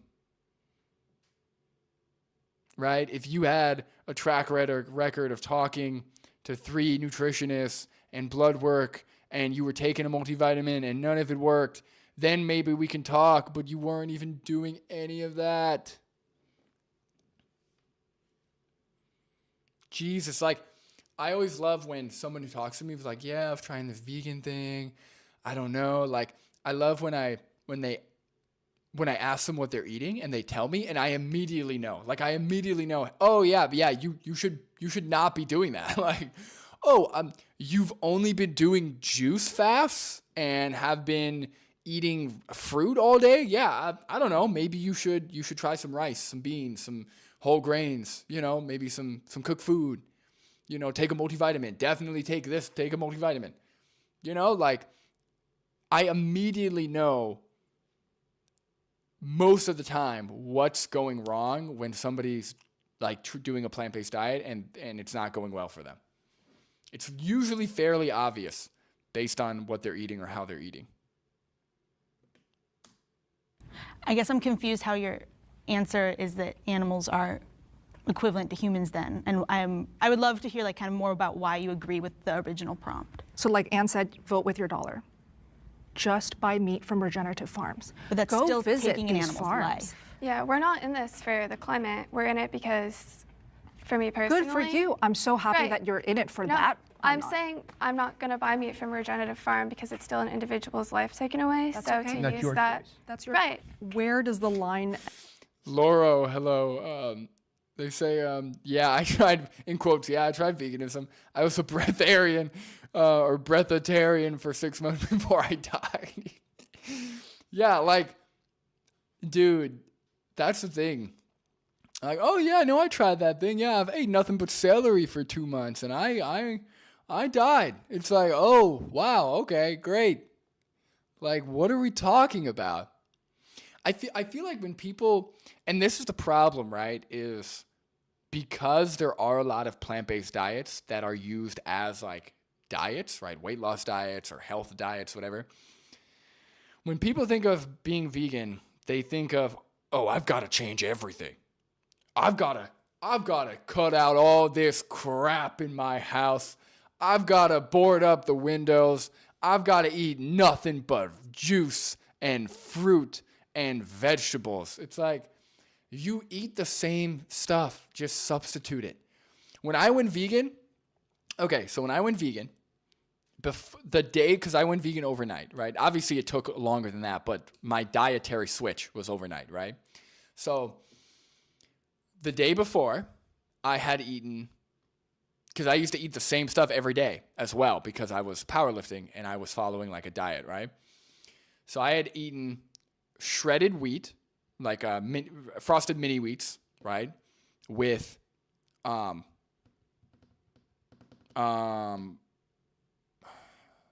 fat-free milk. What is that? Skim milk? Yeah. So I had shredded mini wheats with skim milk. I had typically a chicken sandwich for lunch. So it was literally just chicken breast on bread with like 2 pieces of Swiss cheese. Okay. So I was doing skim milk with my cereal. Then I did chicken sandwich. So chicken, cheese, bread, whatever, some kind of sauce, whatever. And then for dinner, I'd do like bananas or something. And then for dinner, I would do rice, green beans, a bunch of chicken, and maybe an egg or 2 in there, right? And that would be my day of eating, okay? All I did when I swapped out my foods, all I did for the next day, right after, obviously I went grocery shopping, but all I did was I had a vegan cereal, because Frosted Mini Wheats have gelatin, I think. So I had, I don't know, Cap'n Crunch or whatever cereal. I moved my cereals around over the years, so I don't remember exactly, but I had some kind of cereal without gelatin. I had soy milk instead of skim milk. I did a peanut butter banana sandwich instead of a chicken sandwich. And then I did rice and beans instead of rice and chicken, right? Now, obviously, I also included some other foods for some more protein. So I think I added nutritional yeast. I added some nuts or whatever. I tried, this is when I first went vegan, so I wasn't really doing the best job.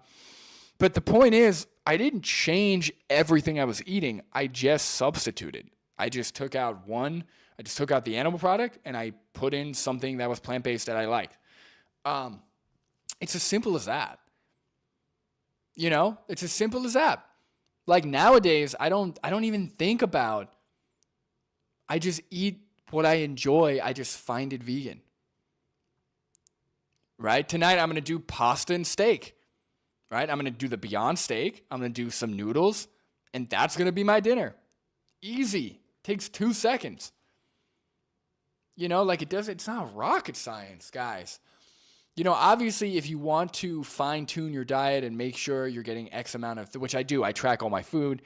I make sure all my nutrients are in check. I make sure I get enough fiber, enough protein, all those things, because I am interested and I think it's good for you.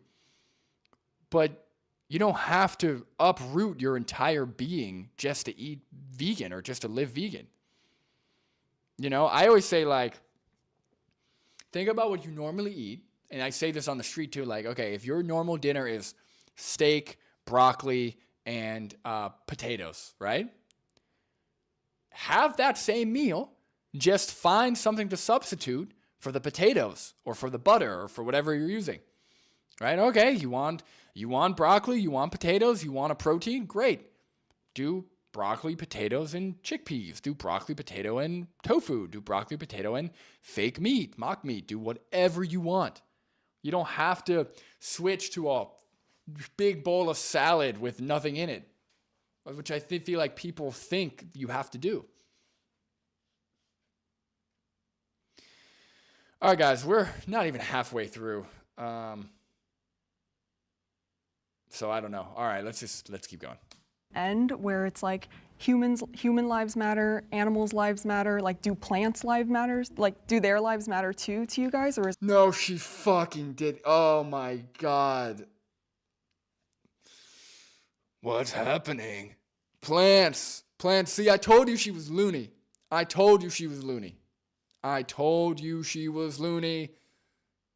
She eats raw meat. What about plant lives? I hate this. I hate all of this. is it just animals, or like, is it all living things on Earth, or is it just one specific group? So, I mean, I think plants matter, and I think we should try to cause them as little harm as possible. Plants? Yeah, plants feel pain too. So if you really my so goodness. care about animals not feeling pain, then why are you Your laying flower there has a arguing? central nervous system? I don't think your garden has a central... Wait. Sorry, I was reading the comments. I missed it. Plants matter, and I think Just one specific group. so. I mean, I think plants matter, and I think we should try to cause them as should little we harm not as eat possible. plants? Yeah, plants feel pain too. So if you really my so goodness. care Okay. I feel like that was a bad response. Why would she say plants matter? What does she mean by that? I feel like that, or what do they mean by that? I feel like that was a bad response. I would have just started with the central nervous thing instead of saying, well, yeah, plants matter too. What does that mean? No, they not morally. They don't matter morally, right? Maybe like environmentally or something, but morally. That's a bad response. about animals not feeling pain, then why are you Your laying flower there has a arguing? central nervous system? I don't It's think not your garden has a absolutely central not nervous the same way. They don't have a system. brain, nervous but they system. still feel the pain. They react right? to stimuli in their Same environment, argument there. but they're not being taken away May I from ask, their family. in and your brutally vegan diet, what slaughtered. foods do you eat in a plants do typical have day? families. What do you eat in a Oh, typical it's day? messy. See, this is messy. It's just a bunch of people saying their opinions. You got to ask questions, right? Like, okay, do plants have a central nervous system? Do they have a brain? Okay. Is that where pain receptors originate? Is that where consciousness originates? No? Okay. So what is the mechanism in which plants could potentially have consciousness, could potentially be sentient? Oh, the article where the tomato was screaming, actually, if you read it, it was actually just gas escaping from the tomato. Like, it's just getting messy for no reason. Gary Yourofsky Jr. is on point. Is that Laura, is that the guy with the buzz cut? That's funny. See, like, I almost want a buzz cut, not only to get the hair out of my face, but I feel like it gives you that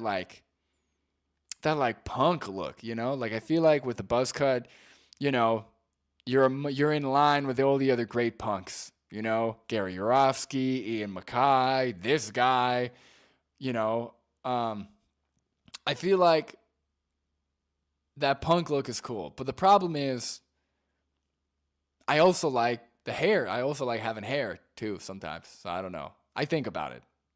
One day you guys just might see me with a buzz cut again, and it is what it is, but we'll see. I'm gonna try to get it trimmed first, and then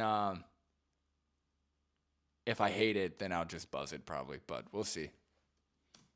I would say I eat the same foods you do, but the plant-based alternative. Bible Dumb Podcast. Yeah, exactly. Renton from Trainspotting, great example. Great movie. Yeah. That whole like it gives you that edge. You kind of look like you're sick or you have some kind of drug addiction, but you don't, you know, or some people do, but I don't. So it just gives you that kind of, I don't know. I think it's cool, but also I think this is cool. So I don't know. I buzzed it. So Bible Dumb Podcast, I don't know how long you've been following me. When I first started a channel, all I had was a buzz cut. So I rocked the buzz cut for like the last year or 2 years. I only grew it out for the wedding. Well, not only for the wedding, but I grew it out, in time for the wedding. And the thing is, I feel like it looks great in the wedding photos. So I like the way the hair looks. So that's why I'm going to start with a trim. Maybe I'm just getting sick of it because it's so long.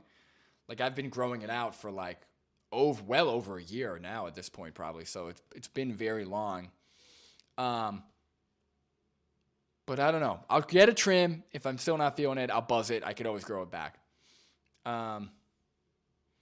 What's up, Daniel Broccoli? Thank you. I appreciate the support. Laura says your hair screams if it's cut, so please don't. What was I gonna say? I don't remember. All right, let's keep going, guys. Alternative. So like fake. There's no burger reason that patties. you can't be getting nutrients. Are you from eating plant-derived vegetables, sources. fruits, or mock meats? Like what? All of it. All of okay. Yeah.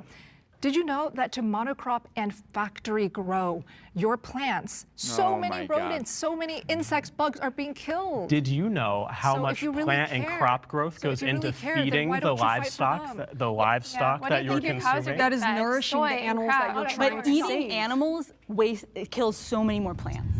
All this talking has worked me up an appetite. I hope those ghost pepper chicken tendies arrive soon. Hey, order for Nate. Hey, man, what are you doing? I thought I told you to leave it Hold at the on. door. Is this an ad? Yeah, catch we're up. gonna skip that. America's largest in Florida. You've also. There is no humane way to slaughter an animal.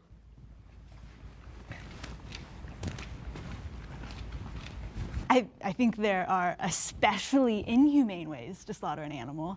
I'm actually currently wearing an ankle monitor, and I'm facing up to 5.5 years in prison for rescuing chickens from a particularly cruel slaughterhouse. Thank you.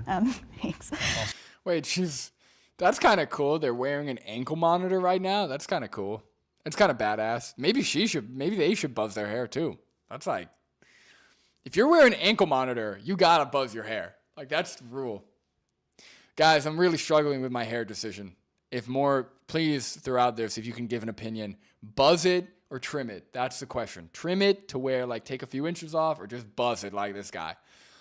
Should I go with like, should I trim it or should I buzz it? Big Dream says bald. I don't know. I can't do bald, man. I don't know. I don't know if I could do bald.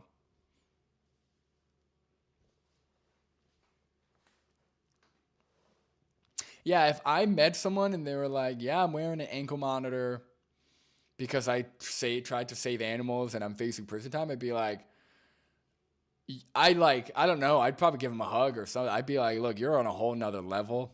That's badass. I don't know.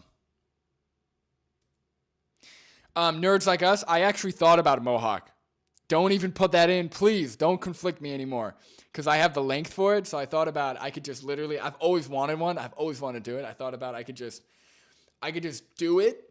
And then if I hated it, I could just buzz it. I've actually thought about doing a mohawk. So I can't even go there. LSLSL says reverse mullet. I don't even know what that is. I don't know what a reverse mullet is. I don't want to know. I don't want to know what that is.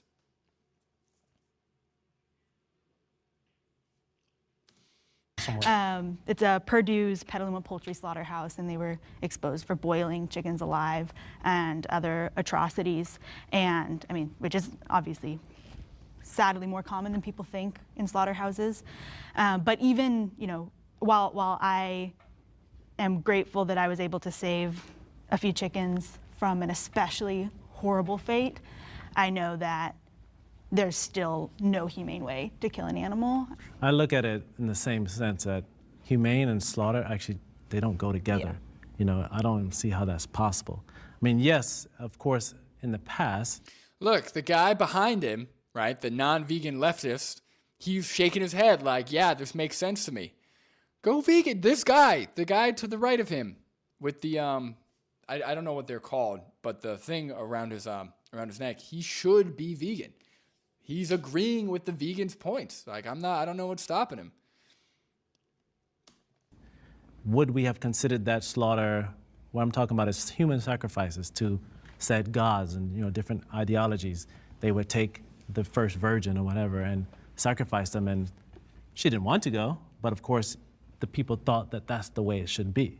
So to me, humane and slaughter don't go together, so I don't see that there's possible to have humane slaughter. All right, can we have the disagreeer step forward?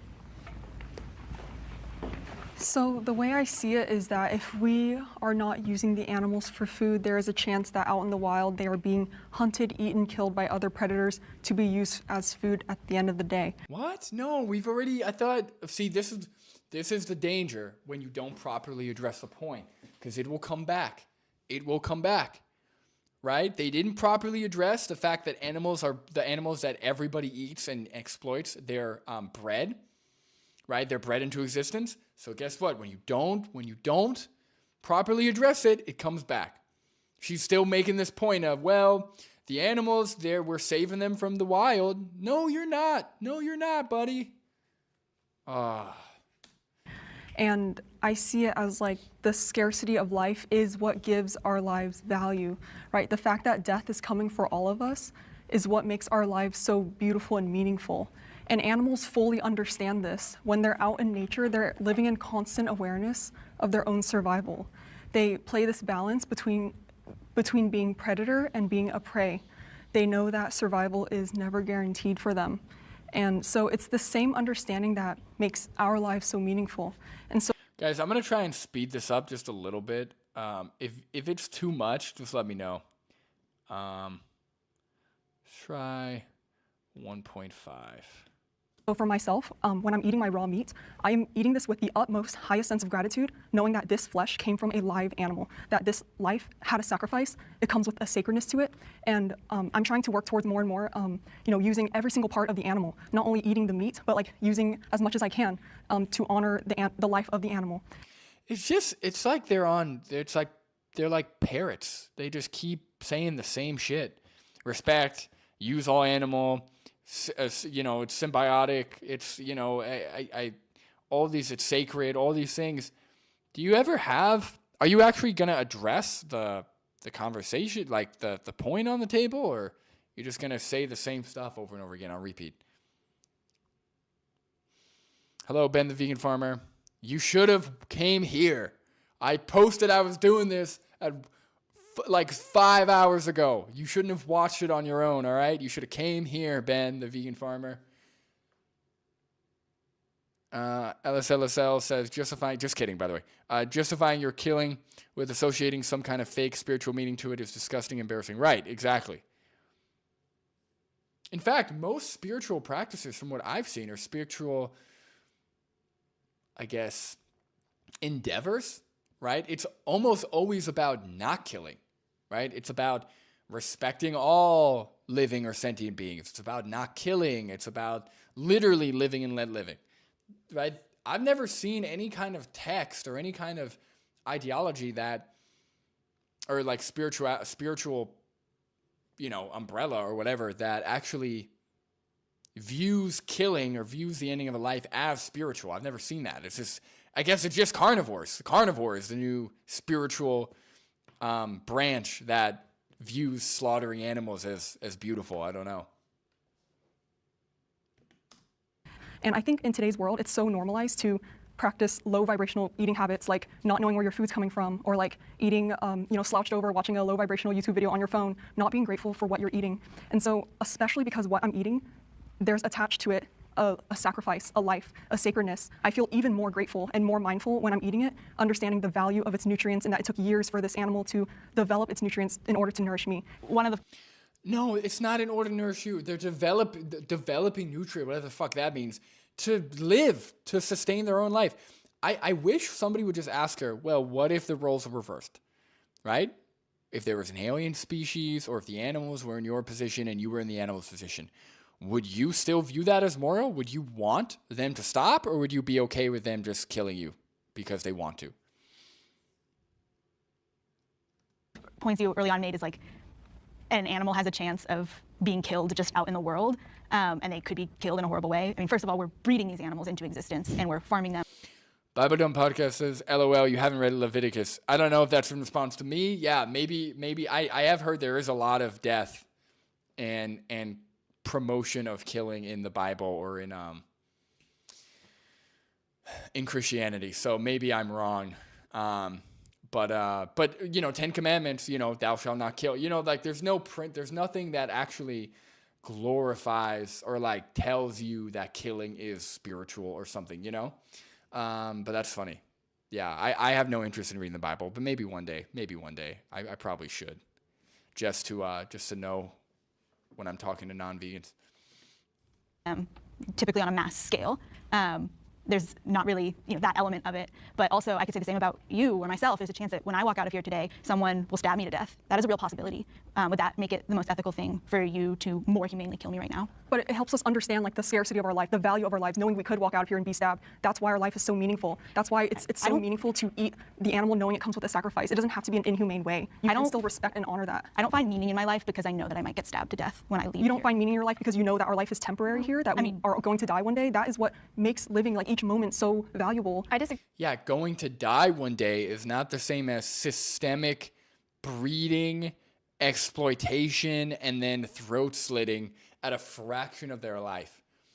Like, yeah, going to die one day, imagine if you were going to be slaughtered at 18, you know, whatever the equivalent age is to when animals are slaughtered. That's not going to die one day. Oh, life is fleeting. You never know when it's your time. These animals, we know, we dictate their time. We determine when their life is over for them. Agree. I don't think that I'm afraid of dying or value every moment of my life more because it could be taken away from me. I value the connections that I have with other individuals on this planet, and I don't think about dying. I mean, that's really just not the meaning of life to me. It's not to exist or exist longer. It's about what we do while we're here. And I think the main takeaway here is sort of what you said, where it's about the idea of, yes, all we truly have is our life, and all animals have is their life. And so I would pose to you, who are you to take away another animal's life when really, in essence, like you were saying, that's all we have? Who are you to give death to that animal? Who are any of us to do that? In that regard, our lives are our own, and we shouldn't be taking the lives of others when we don't need to. Again, for me, Great point. Yes. It's so important that we talk about what is going to support optimal health. Anne said she wants to survive. I want to survive and thrive. You talked about wanting to have a meaningful life, meaningful conversations, maybe meaningful friendships and relationships. You know, for someone who wants to survive, to eat nothing but raw meat, that's crazy.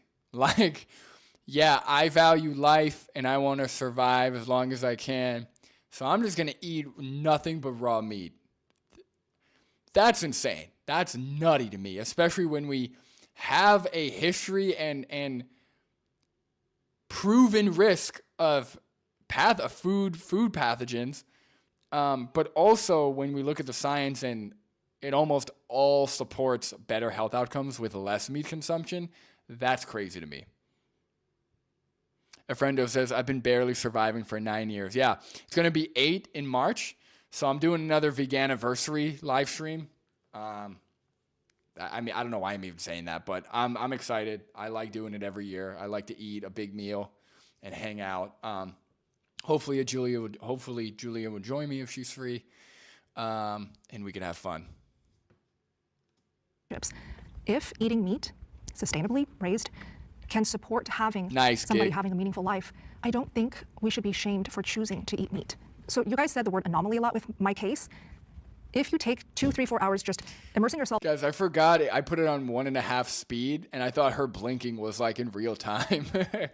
Oh my God. I was going to be like, guys, she's about to have a stroke or something.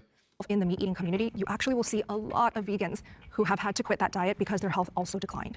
So in my eyes, I don't see this as an anomaly. A lot of people are suffering because they think this vegan diet is the best diet in the world and you can save the planet, but it's not. Well, I think the issue is that the people you're talking about see veganism as a diet and therefore they may be extremely restrictive with what they're eating, but there is a way to eat plant-based and vegan. There we go. Yep, restrictive with their eating. That's it.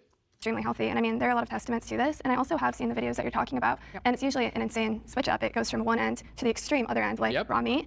And I think that there is a lot to be said about consumerism and social media behind a lot of these specific testimonies that you're referencing. And I think that if you were to really do the research, it wouldn't come from people's stories on the internet. It comes from research articles by the National Health Institute and Harvard and other research institutes. And veganism and a plant-based diet has been shown to reduce the Whoa, thank you, Sam Smith Q. I really appreciate that. $20. Wow, that's very generous and kind. I don't even know if this stream deserves that, but I appreciate it. I wish I had an instrument to play or something for a donation, but I don't. But I'll think about that. Thank you so much. Sam Smith says, I am multilingual, cultured, and educated vegan brute. Yes, that's what we need. We need educated, intelligent. You know, I got to find a way to do that for the camera, like fingerboard for the camera. That's a great idea. Hold on. Every time there's a donation, hold on. Can you guys see that? Hold on. Every time there's a donation, I'm going to do a water bottle. I got three water bottle fingerboard ollies for you. Thank you so much, Sam. I appreciate it. And that's awesome. Good for you. Good for you. Fun fact, for those of you who don't know, so I am, like background-wise, my family's from Central Asia, but we're from the former Soviet Union, so they all speak Russian. So I can't really speak Russian very well, but I understand it. So I can understand Russian pretty well. So I'm not bilingual per se, but I'm almost, I'm almost there. Yeah, friendo, yeah, thank God Julia's not on the stream, because if she saw those fingerboarding skills, that's it. We'd have to cut the stream short, because I can't put that on stream, She'd attack me like a wild animal. All right, back to the stream. Overall risk of mortality and a million other heart disease, cardiovascular disease. It didn't for me, so I believe you in your story. Yeah, if you guys want to see more fingerboard ollies, keep donating. And I acknowledge your story. Referring these studies on veganism, have you read any on the other side? I have. Just recently graduated college, and I got my degree in sustainability, and one of the entire sections we had in one of my sustainability politics conservation class was discussing with hunters and looking at all of these articles in depth. So even if I wanted to be biased, I was forced to look at it from an unbbiased perspective to obtain my degree. I wish more people did that. Yeah, and I don't know, I just feel like it wasn't very nice to make that assumption about me. No, I was asking a question. That's not. I didn't assume anything. I was just asking innocently. I was just curious. To have this style of life, as you guys so eloquently put it, this style of life, there has to be death. It's just how it is. And I know that hurts your guys' feelings or whatever the case is, but it isn't, like I said earlier, it's a necessary evil. I agree that there has to be death in order to support any lifestyle and any food chain, and I know there is death that goes into the. Yeah, again, it's kind of a straw man, right? Not once, not once did these vegans say they're against all death, right? I love when people straw man that argument. Oh my God, it just makes me feel so good inside when I'm actually having a conversation on like a comment section or something, and they say, well, you can't be against all death because then you'd have to die, or some stupid something, right? And not once did I ever mention, yeah, my goal is to end and prevent all animals from dying, right? Now, obviously, reasonably, if there was technology, we could implement it. I would love that, right? But that's not really possible, and that's not really the goal as of now. The goal is to stop the systemic enslavement and exploitation of other animals, right? And then from there, who knows what happens? Who knows what we do for them? Crops that I buy at the grocery store, but I think that it is important to cause the least amount of death possible. So that makes me wonder is the meat that you hunt the only thing you eat, or do you also buy produce from the grocery store? Because if so, you're causing death from those vegetables and death from. I'm not arguing that. Yeah, so I don't think that it hurts my feelings that death exists. Like it's I just said, less death. it's a generalization. I'm sorry if I put that on you incorrectly. Well, I don't think any vegan thinks that really. It's just less death. Okay, that's fair. It's not the absence of death. No, that's totally fair. I mean, I wasn't referring to plant death, which is obviously a thing as well. But to answer your question, no, as I said before, I feed my family probably 90% stuff that I've taken in the field, or my kids or my wife. We all do this to support our family. We grow a garden in the back. Yeah, I agree. Allie, I think we've got to get away from the saying, especially I see this a lot in food videos when they're like, it tastes great and best part is no one had to die for it. I feel like we got to get away from that, because that's not really the point, and that's not necessarily true, right? So growing crops, just being humans on the planet, we cause a lot of death, right? There's a lot of destruction, a lot of displacement, a lot of awful things that we do to animals. So I think I think we would start hearing maybe less of this argument if we stop saying that. I agree with you, Ali. We harvest our own vegetables. I keep what I buy at the store to a very, very low, because I don't want to keep harping on factory farming, because we all agree that that's not ideal, right? At one point, you referred to factory farming as a necessary evil. Yeah, for some, yes. So and that kind of answered my question for you. I guess one question I have is, would you all support shutting down all industrial slaughterhouses and all industrial factory farms? Would you support phasing those facilities out? I wouldn't say phasing out necessarily, but definitely looking at the way things are done in a more humane way, I guess.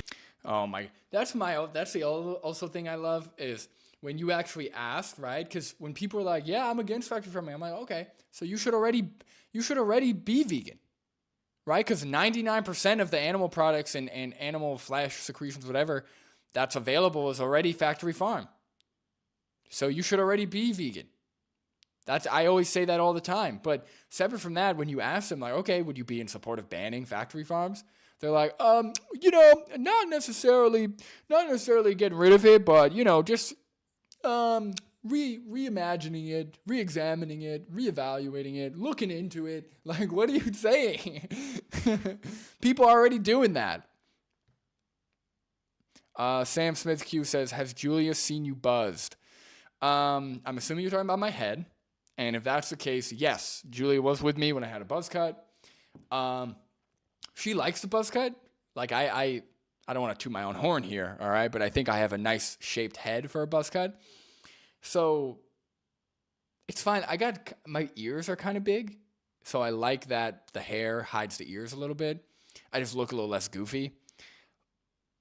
But then I have all this hair. So I don't know. I'm going to trim it. I'm going to start with a trim. So hopefully in a live stream in the near future, you'll see me with a trim. And then if I hate it, I'll buzz it from there. I'm glad you said that, because when it comes to humane, we talk about honoring the animal and this and that. So we have to understand that we're not in that animal's mind or the animal's spirit. We're just thinking, okay, I honor you to feed me. And the animal's like, dude, I really didn't want to be killed. Yeah. But I guess you need food, so all right, I can't stand up against your blade or your bullet. Every small farmer who owns animals that eats them in the end, people who own cows, own chickens, and a lot of people close to where I live own chickens and stuff like that. Like, there is a bond. They see them as part of their family with the intention of eating them at the end of their life. You don't own. Yeah, they see them as one of their family with the intention of slitting their throat and chopping up their body parts, putting them on a grill. Yeah. Last time I checked, we don't do that to family members. And if you do, you're going to jail, buddy. Get it trimmed above your right eye. Yeah, I like the hair across the eye, but we'll see. Oh, I got another notification here. What's going on? Mama Lid just subscribed. Okay, thank you. Thank you for the subscription. I appreciate that. Mama Lid or Mama LYD. Maybe you could tell me what you prefer, but I appreciate that. Thank you. All right, let's keep watching.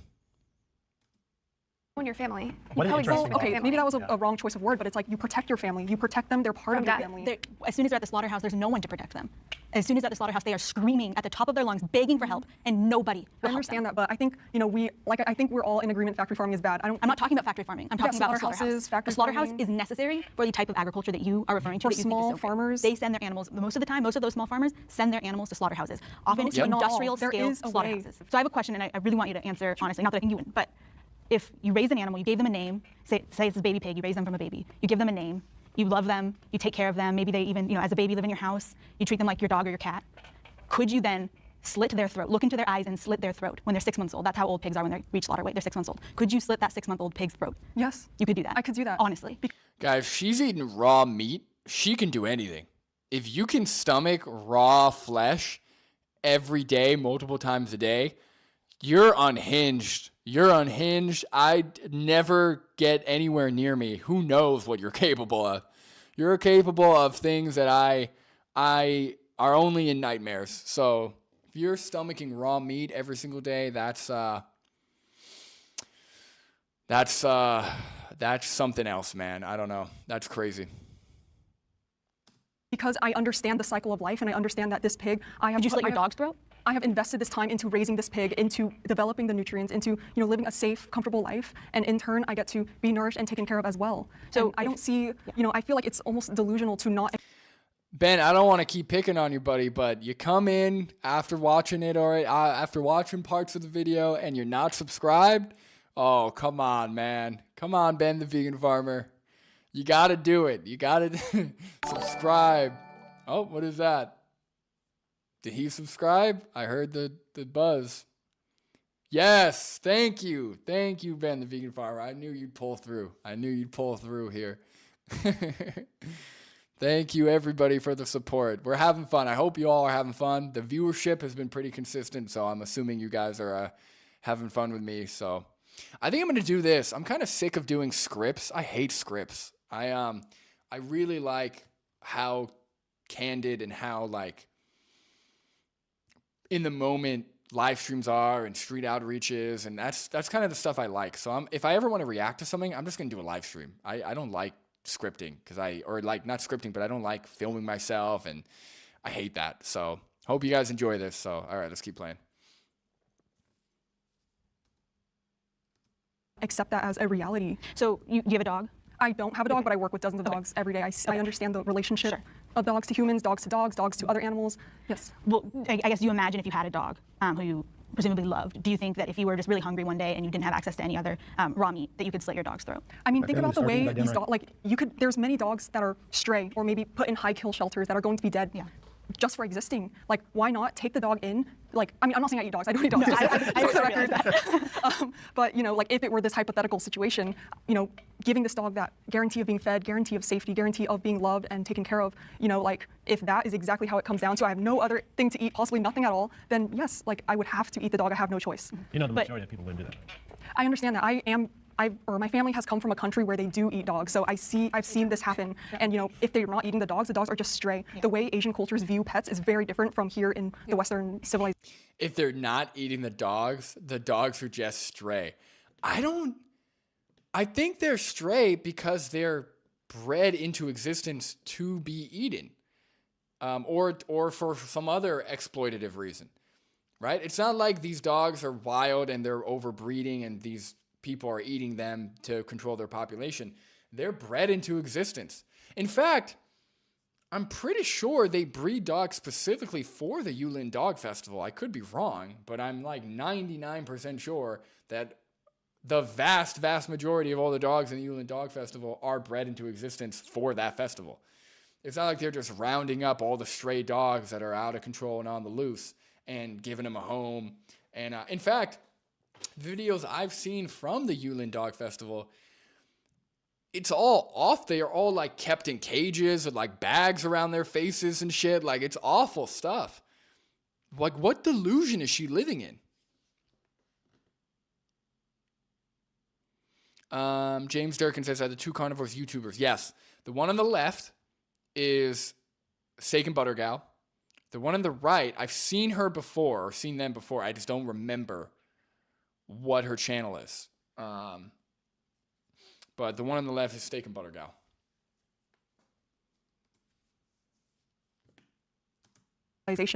People who own pets here, like a lot of countries in Asia are like, why do people even do that?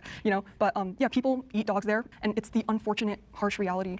And I understand that people do eat dogs, and I also understand that most people in the United States think that that's wrong. I don't personally see any moral difference between eating a dog and eating a pig, or eating a dog and eating a chicken or a fish. I think it is morally equivalent, and I think that it's wrong for us here in the United States to judge people in other countries who eat dogs while we're eating pigs and chickens. But that is an issue that comes up for me, because so many people who defend eating meat would never eat a dog, and they think that that's just such a horrible thing to do while they're eating a pig. Yeah, Aliwali, she definitely does look shiny. There's some kind of shine coming off. I don't know, because I think she does a lot of skincare, so I don't know if it's some kind of carnivore shine oil she's doing for her skin, or if she is just that oily, maybe from all the animal fat or something. I don't know, but I don't know. She definitely's got a sheen. She's got some kind of sheen to her. So it's only she knows what that is. And I have a hypothetical question for you. I would, if you could answer this. Yeah. If it really came down to your health versus the vegan ideology, and you absolutely, came to a point where you realize that it's actually deteriorating your health, even though I understand that you're very passionate about the animals. I really admire that. Everything you're doing is wonderful. But if it came down to your health, personally, I pray that you choose your health first. But I'm asking you, would you choose the vegan ideology, or would you choose your health if it came down to it? To me, it's not about the vegan ideology. It's about animals' lives and their lives. What about your health? I'm lives curious where your health plays into Sure, I get your question. I just want to clarify that first, that it's not just an abstract ideology. It's a real life or death matter for real animals. And that's what we're talking about today. And so much Leaking suffering butter for from real her animals. pores. I will say, I live with a chronic illness and a disability. It's an autoimmune disease, and there are people who do test on animals to try to cure my disease, and I wish that they wouldn't. And I know that it's going to drastically shorten my lifespan, most likely, if I continue to live with this disease, but I still do not think that it is okay for animals to be experimented on in laboratories. Yeah, the line of health is such a tricky one, because what does that mean, right? Does health mean you don't have a slight pain in your knee, right? Does health mean avoiding heart disease, right? Like, is it justified for us to use and abuse animals however we want to prevent a clicking in my knee that is discomfort or that prevents me from doing a certain activity? Like, it's so tricky what the line is. And when we look at it morally, we would never justify any level of exploitation. Well, I don't want to say any level, but we would have a hard time justifying any level of exploitation of other humans for the health of certain humans, right? So when it comes to animals, my frame of thinking is, even if, like, we know that there are certain exploitative measures, or there's certain exploitative practices that we put animals through that may have some benefit to humans, or may have some life-saving implication, right? Maybe testing, which most of the time it there's no carryover, but I'm just saying, right? Let's just say, even if there is, that shouldn't even be an option, right? That's like having a world where in certain parts of the country or certain parts of the world, children are exploited, and because they're exploited, it extends the lifespan of all the other humans by like 10 years, right? And then there are these human rights activists or child rights activists who said, hey, they're sentient, they're individuals, we can't do this. And people are like, well, it's gonna stop extending our lives if we stop exploiting them, right? That shouldn't have even been an option, right? If we talk about like the box of what we should be doing, we should use all the technology and resources we have in the box of resources and technology, whatever, right? We should be using everything. Just keep animals out of it. Just keep other sentient individuals out of it, right? Then it doesn't matter, right? When you don't view them as products, when you don't view them as resources just for you to benefit from, it's not even an option. It's not like, well, we either exploit animals and get this benefit, or we don't exploit animals and miss out on it. It's not an option, just like with humans, right? So this idea of that they're saying of, well, would you she didn't quite ask this, but she was like, well, would you lose years on your life for the animals, or would you have a lower health, whatever that means, again, for your ideology or for the animals? Yes, because that should never even be in the cards, right? It should never even be you having a hard time, you having an autoimmune disease or disorder is not an excuse, or is not a good reason to harm or exploit others. It's never been that. It's never been a good enough reason.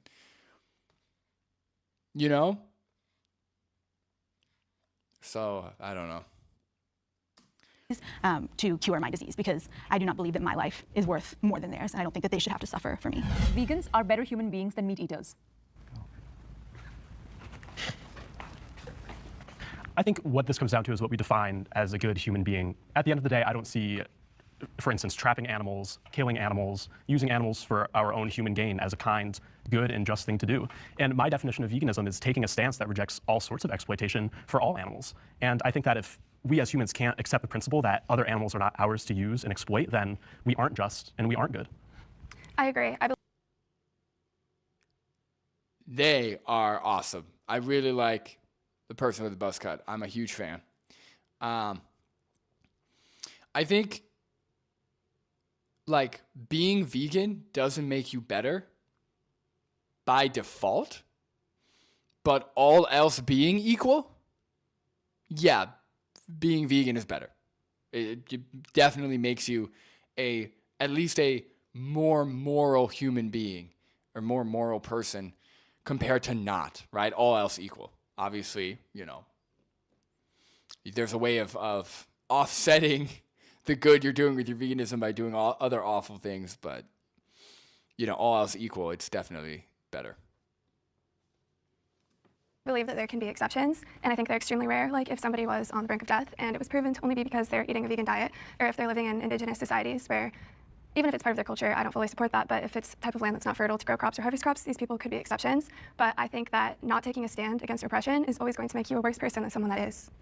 When I think of being kind to animals, I think of all the animals that are used in various ways today as we're speaking. There's animals that are forced to perform into circuses and are beaten with bullhooks and whips to get them to be submissive and perform. There's animals confined to battery cages drowning in their own feces. So humans are able to consume their rotting dead bodies. And this in no way shows kindness or compassion if we make the choice to support these types of this type of abuse and exploitation. We all have a choice to be vegan, to make the right choice, and to reject this rampant, horrific, hideous animal abuse that is happening all around us. I don't think that being vegan just makes you a good person because you care about animals. I think that a vegan is, you can not care at all about animals, but you reject oppression. You're not going to go pay for the systemic slaughter of another individual's life for self-benefit, and I think that objectively that makes you a better person than somebody who's going to pay for that when they have a choice not to. Yes, agreed. All right, can the disagreeer step forward? All right, guys, I got 20 minutes left. Let's do this. Being a good person has really anything to do with your diet or what you're putting in your body. There's good people on both sides of the deal. You don't have to. What I look at as a good person is somebody that does. Yeah, again, what you put in your body or your diet, that's not what veganism is. That's not what veganism is. She just said that's not what it is. She just said what it is. They both just said what it is. Rejecting exploitation, being against oppression. Oh, I feel like I just sounded like that scene from SpongeBob when SpongeBob's outside Krusty Krab and he's holding the picket signs and he's saying a bunch of jargon and he has no idea what it means. I feel like it just sounded like that. Anyway, yeah, nobody cares what you put in your mouth. It's about who you eat and who you put in your mouth. That's what matters.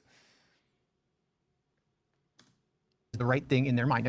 I know what you're going to say, but the right thing for me and the right thing for you are obviously not the same thing, right? Will you argue that? I would argue you to answer the question, what's right for the animals? That's not what I'm talking about right now. I think that's what's important to Yes, push him. discuss, though, because they're the ones that are victims in this situation and the ones that are being used. What we're talking about is being a good person. There are good people on both sides of the coin. It doesn't matter what you put in your body to get to there. You're a person. You're alive. You can be a good person. You can be a great person. It has nothing to do with what you eat. Yeah, anytime they try and push him, he goes, that's not what we're talking about. That's not what we're talking about. But when we're talking about being a good person, right? Good, bad, they're essentially like, they're moral terms, right? You're ascribing, there's some kind of moral entailment, right? When you say good or bad. So if you say you're a good person, that means that you are considering others morally and your actions align with your values, right? So you're not deliberately causing harm to others, you're not killing others, you're not abusing others, etc., right? That's what I take that word to mean. So being a good person has very little to do with you, in my opinion, right? So like when you're thinking about, what can make me a better person? Most of the time, if we're talking about morally, it has very little to do with you as an individual and more to do with how you treat others. So in this guy, when he brings up, well, how do the animals feel? That's why he's a better person. That is why the vegan with the buzz cut is a better person than Matt with the big old beard, because he actually questions how his actions impact others. And this guy, Matt, all he says is, that's not what we're talking about. Well, we're people. You could be a good person, bad person. He's just speaking nonsense. He's not actually, most people don't actually understand what being a good person is. People know how to follow rules. People know how to follow rules, how to listen to commands. People don't actually know how to be a good person independently, individually, what it actually takes, what frame of mind you have to be in, right? How you have to think about others and think about how you're impacting others with your decisions. Most people don't do that. They follow the rules. They follow the law. I'm told I can't kill, so I don't kill. I'm told I can't speed, so I don't speed. I'm told I can't essay, so I don't essay. Right? People follow rules. They don't actually think about being a good person. Right? They think they're a good person because they follow the rules. Right? They're just rule followers instead of actually separating legality from morality and actually thinking about how their actions impact others. And I don't know how to teach that. Like,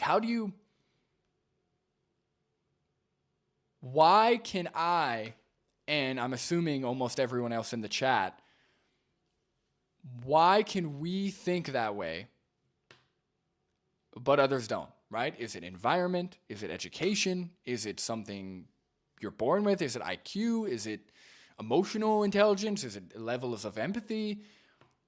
I think that's the biggest thing that's missing with why there are so many people not vegan, I think. I think there's a disconnect. There's something missing to where they just don't care, or people don't want to be good. Even if they say they do, they want to follow rules. They want to do what everyone else is doing.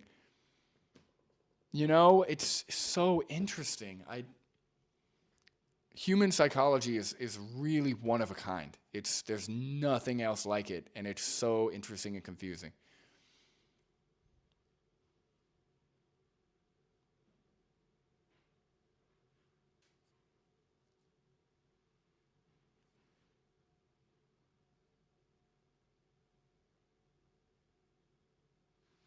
The question wasn't what makes a good person. Yes, that's also true, Vegan Stone Lady. And this has happened with almost every single prompt, almost every single category or every single question or statement. The carnivores just twist it. They don't actually address the statement or the prompt. They just kind of talk about whatever they want to talk about. So that's actually happened in almost every single category. So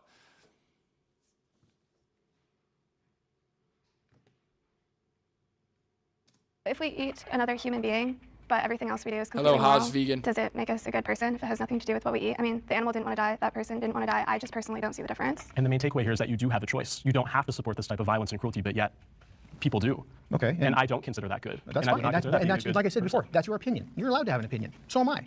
And me sitting here, I'm not forcing my opinion on you. I really don't care what you think about me. I don't. See, and this is where NTT and logical consistency, right? Because if you don't actually try and extract a contradiction of somebody's view, then you're just sharing opinions. Well, I think this is bad. Well, I don't think that's bad. Okay, have a good day, sir. Toodaloo. That's the end of the conversation. But when you actually try and push each other on their position or try and extract a contradiction, that's how you show somebody that they are being inconsistent, right? Or their position is flawed, or their opinion is flawed, right? Care what you think about what I do. Do you consider killing an animal a good thing to do? If it's needed, yes. Is it needed for you? Yes. No. Absolutely. I would argue that it's not needed for you because you have choices to make, But and you don't know my continue to make situation. the bad choice. Well, you're sitting in the Jubilee studio in Los Angeles, Absolutely. so I feel like you probably have access to a grocery store. So it's better for me to. Wow, another donation, Sam. Okay, I don't. Is that another one? Did you do 2 of them? That's like too generous, man. I really appreciate that. Oh my God. Sam Smith Q. Look, I mean, at this point, you with all these donations, I may have to have you on the channel just because, man. I don't know. That's I appreciate it. So maybe you'll be my first interview. Yeah, the stoner friend, well, that was supposed to be a debate. So he was non-vegan, but I mean, look, money may make me do all kinds of vegan content, all right? So I'll rethink my position of not doing interviews, but I appreciate it. I really appreciate the support. That's awesome. That's amazing. So that's I got no words, Sam. So thank you. You go to the grocery store and buy a hamburger package that was killed by somebody God knows where. Hunting is better than buying meat from the grocery store, but I choose to not eat either kind of meat. That's fine, and that's your choice. Right, and it's fine for you to have your opinion, me to have my opinion, 100%. but the reason that one person feels more passionately about it than the other is because one person's choices has victims and the other one's doesn't. May I chime in? I'd love to add an angle. So when I was on your side. For 6 years, I was on your side. So I completely understand where you guys are coming from, where you see this cruelty happening to all of these animals in these factory farms. There are other victims that I could just list right now when I was vegan because I was having crazy temper tantrums. My mood was this. I could not think straight because I was having so much brain fog. Oh my God. So I was causing harm to my friends and my family members. So, you know, if I mess up my health with your vegan diet, then I'm going to make those around me suffer. Nowhere near close to what happens to the animals. That's just ridiculous. Such a stupid, oh my God. That's just ridiculous. Do people actually listen to themselves? Like, do people actually think about things before they say it, or are they just winging it? Victims could include my own mom. I would be very impatient with her, my own boyfriend, right? So if I want to be a good person, I would like to prioritize being a good daughter first. I want to prioritize being a good friend, a good girlfriend, a good partner, a good future mom. And for me, again, it just boils down to health. If the food that I'm feeding my body cannot support that goal of just being a clear-thinking, healthy, vibrant person on this planet, then I feel like it, for me, justifies eating meat. How many of you were raised vegan? Of course, you guys weren't. So my next question is, your parents. Do you consider your parents good people? My parents went vegan as soon as I shared my knowledge with them. But you consider them good people? Yeah. I consider my parents people that make poor choices in the sense that they continue to support. But before your mindset shifted to really caring about the animals, did you still consider them good people? Yeah, when I thought what they were doing was the right thing, then yes.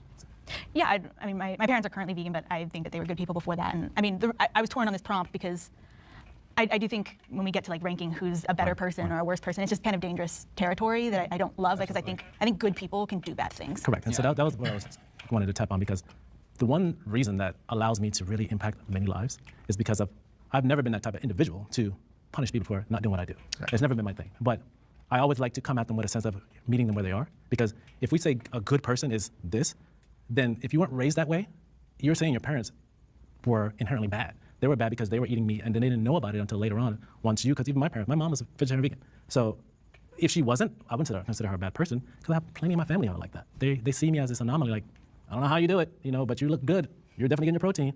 But I'm not gonna say, you know what, because you out there are eating and killing animals, I don't like you. But they're family. So I can still make an example and allow them to consider their choices, because that has happened. Kind of what you said, which is also, I guess, my issue with the prompt kind of zoomed out, is this idea of, comparing each other's morality, because it's like, yes, you may not consume, an animal product, but there are choices that each person makes that does contribute to a larger systemic issue that is inherently immoral. Last time you bought a phone, oh, that was mined for minerals from the Congo. Last time you bought gold jewelry, oh, that's from the genocide in Sudan. And yep, here we go. Non-vegan leftists, yep. Well, what about the clothes you wear? What about the phone you use? This and that. Yeah, I mean, those are problems, requires evidence. I'm happy to change if you show me evidence. Yes, all of that is great. Yes, all of those are still problems. It has nothing to do with why eating animals or exploiting animals is justified. Just with our taxes, as regard to Palestine. So there are things that we do that we have to exist in the framework of the system that we are currently in, that we can all start to measure up morality. Yeah, I mean, I am against colonialism and I'm against capitalism. This is literally what I got my degree in, and I think there are a lot of changes that everybody can make in their daily life to make that. Two lefties battling it out. Just so you guys know, just a little background, I don't know what I am politically, I guess, right? Politically. I just try and assess things situation. I don't know. I don't know.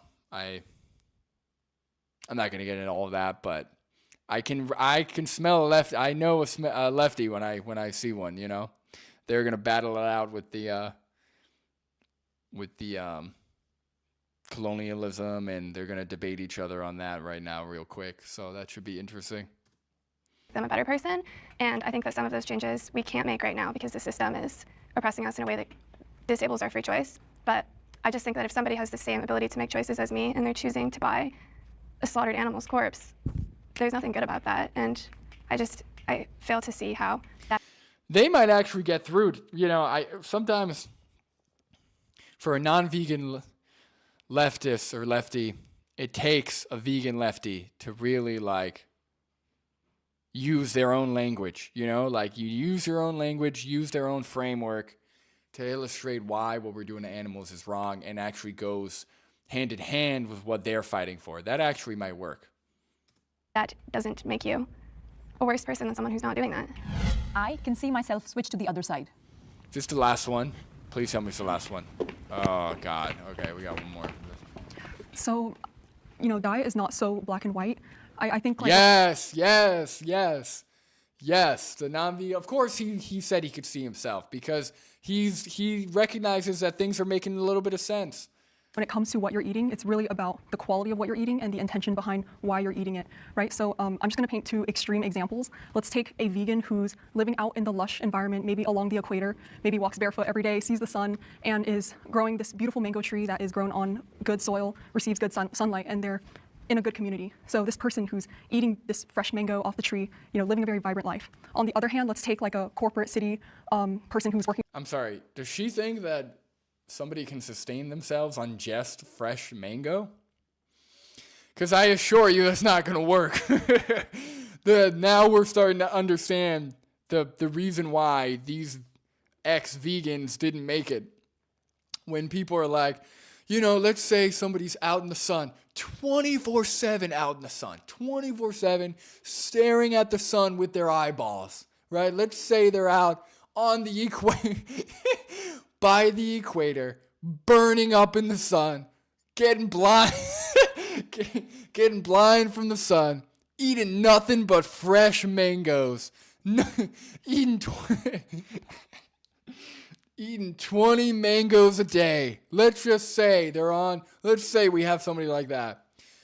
If I was in that position, I could see me going vegan, like as if you're going to make it, buddy. Like as if you're going to have any hope.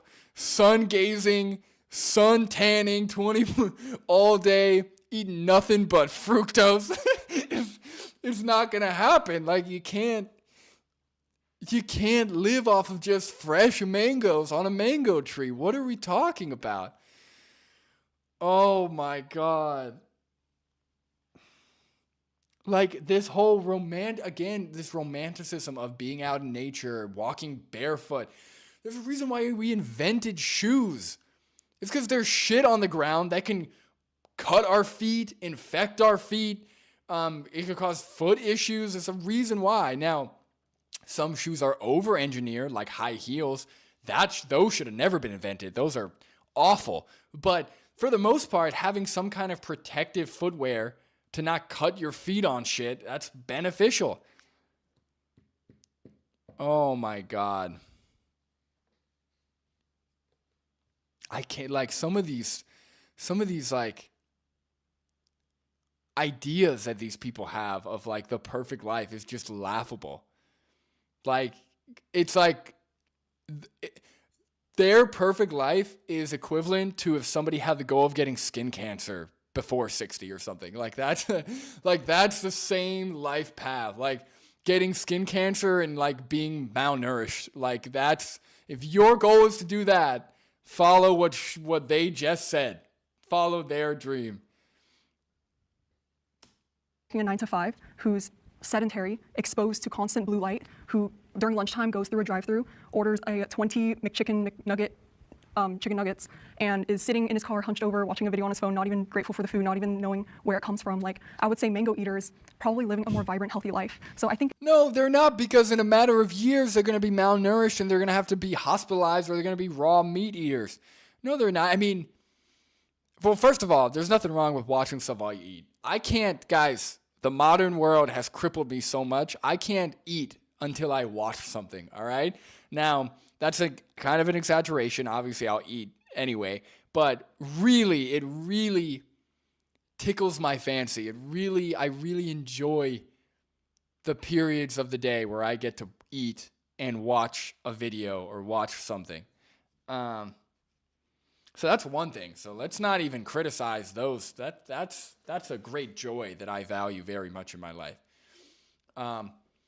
But at least an omnivore, even in the modern day fast food process world we live in, they're still going to be probably better nourished than someone who's just eating nothing but mangoes, to be honest. I think it's about like where you're living, the quality of your food, the intention behind it. And I think it's important to not stay dogmatic in your diet. I think that was one of my mistakes when I was vegan, was me thinking like, this is the way, this is the only way, and if this doesn't work out, then I'm doing something wrong, right? And so I came to a point where I had to let go of the vegan hat, the vegan glasses, stop seeing everything through the lens of veganism, and prioritize my health, because that's true. Was this person also vegan? Are they both ex-vegan? I thought just Steak and Butter Gal was ex-vegan. If this person is also ex-vegan, now we know why. Because of that dumb, silly scenario of the mango eater by the equator. Now we know why they're an ex-vegan. Jeez Louise, everybody.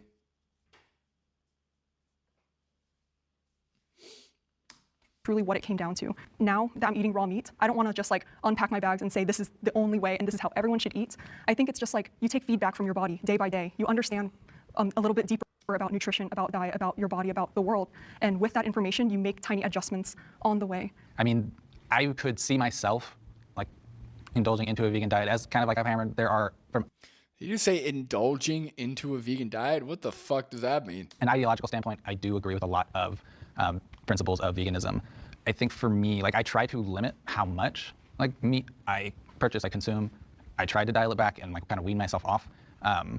As frequent as like I used to be, I do still like occasionally and we'll be like, oh, I want some chorizo, or I want some tacos. Like there's good for the soul. It's indulging in soul food and things like there are. Did he say I want some tendies? I want some tacos? Oh, Jesus. Okay. If you align ideologically or morally, like if your moral values align with those of veganism, and you aren't vegan because you want some tendies or you want some tacos, what are you, 5 years old? What are you, a little baby boy? What are you, little baby at the restaurant? Can I have kids menu? I don't eat anything except chicken tenders and French fries. Right? Like, what are we talking about? And you could eat that vegan. There are great vegan tenders and great vegan tacos. You could make awesome vegan tacos. Jeez, man.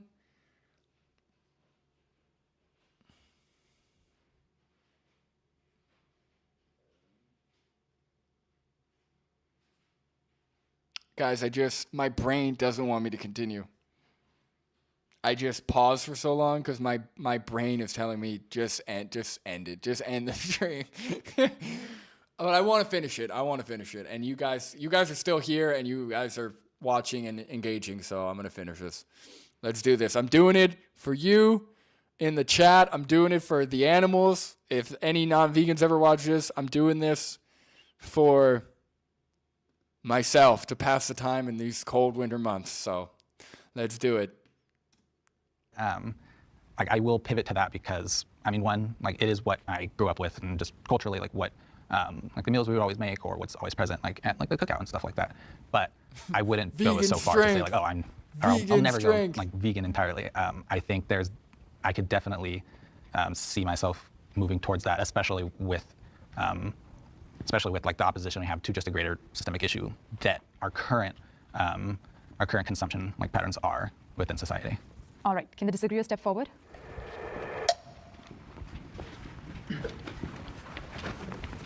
Personally, I can't imagine myself ever eating an animal. And I think, yeah, it's just hard for me to imagine. I've dedicated so much of my life now to rescuing animals. And some of my closest friends are non-human animals. And all right, look, they've got to stop saying that. I understand. Look, like I said, I would love to go to a sanctuary, connect with a cow, a pig. I think you definitely can be friends with other animals and can make companions, have animal companions. But I feel like for the average person, and it's fine. I'm just saying, I feel like for the average person, every time they say some of my closest friends are animals or are non-human animals, it's not going to be a good look. They're going to come off as like a crazy cat lady. It's just like, for the crowd that we're dealing with, maybe don't give them any more like meme fire or like any more of a reason to make fun of vegans. Again, I agree with the sentiment, right? Like Ali said, Friends Not Foods Friends Not Foods not a very good. Yeah, okay, never mind. Sorry. Yeah, I was gonna say framing non-human animals as individuals, like when you say they're friends, you are kind of individualizing them more. So I thought, Ali, if you had said it is good, I would have agreed there. But the whole Friends Not Food thing is kind of cringe and kind of misleading, but also every time you say some of your closest friends some of your closest friends are animals, it's just coming off as like a crazy cat lady.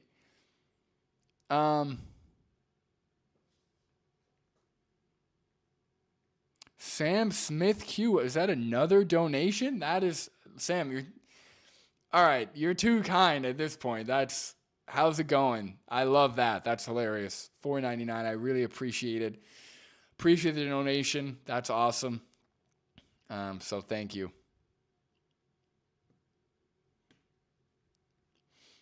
And guys, look, I know what you're thinking, right? I know what you're thinking.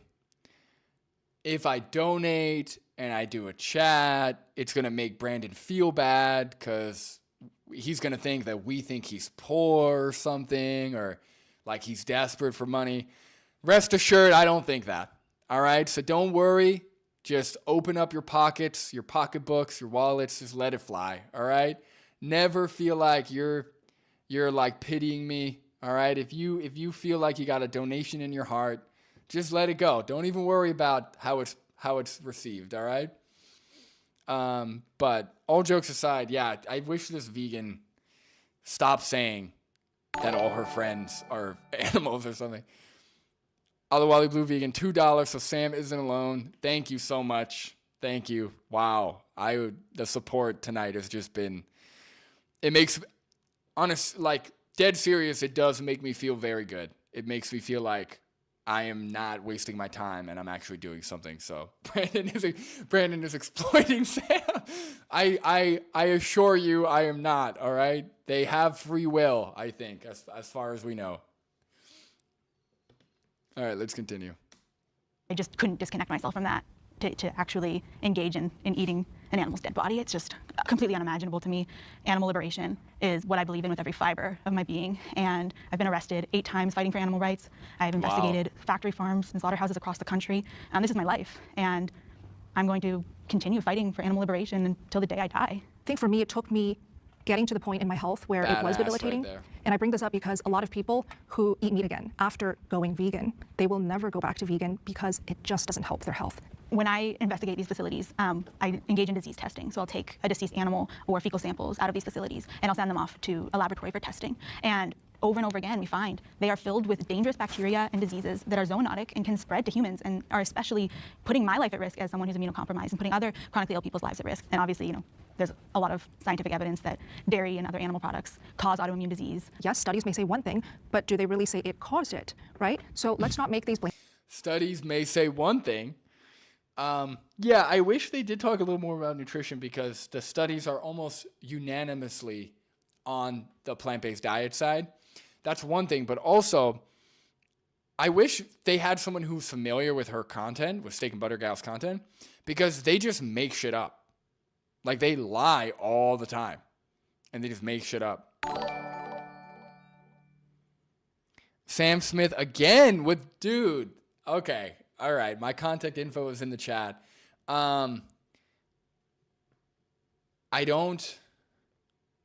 What's the contact info, buddy? Because now we got to get in touch, at least to have a conversation and to thank you for all the donation. That's amazing. If you haven't, did you message me on Instagram, Sam Smith Q? Because if you did, message me again. Or what's it called? If you have an email, you can message me, brandonurov@gmail.com. Just send me a message, whatever. Wow. I'm really feeling the love, guys. Thank you so much. I appreciate the support. I'm like speechless, honestly. But yeah, I wish they picked someone who's familiar with her content because she blatantly lies. Like she lies all the time about studies, about the sources that she lists. It's really, really just baffling how much she lies. Blanket statements. You love talking about black and white. It really is not black and white. Just because I'm now only eating meat doesn't mean everybody else has to. Don't make that assumption. Sure, and I hear that, but what is black and white is an animal's life or them losing their life. That is black and white. It's not black and white to me because if it is at the expense of my health and my mental health, that's where it does become gray for me. It is a hard pill to swallow, I get, because you guys dedicate your lives to this. But for me, I saw clearly when my health deteriorated, and you cannot discredit all the people who also felt the same. My entire life, I was not vegan. I was not vegetarian my entire life. I ate animal products. And I came to the conscious decision that it is in my power to not eat animal products or animal flesh, like most people have the ability to choose, and I stopped, and I realized that's wrong, and I would never, ever go back to harming any animal when there's no need for me to do so. Does it take effort to make a conscious choice when society's default is to eat these animal products that are being, massively promoted by these large industries? Sure, it can be difficult, but is it worthwhile, and does it meaningfully impact the lives of animals who are suffering every single day? Absolutely, and I think that's what's important to remember. Yeah. There are also some big industries, but what about big broccoli? Surely animal ag, the beef industry, the chicken industry, the egg industry, surely they can't take down the might of big broccoli promoting all the plant-based food. Or what about Bill Gates up in his ivory tower pushing all the fake meat? Huh? You ever think about that, stupid vegan? Yeah. But that's a great point. Again, I think as far as performance, I think the guy with the buzz cut, I think they've done the best so far. The person in the orange sweater, I think, has also done a fantastic job for the most part, other than the funny thing about the friends being, or animals being their friends. But all the vegans, honestly, are pretty good picks. I can't really be unhappy with any of them.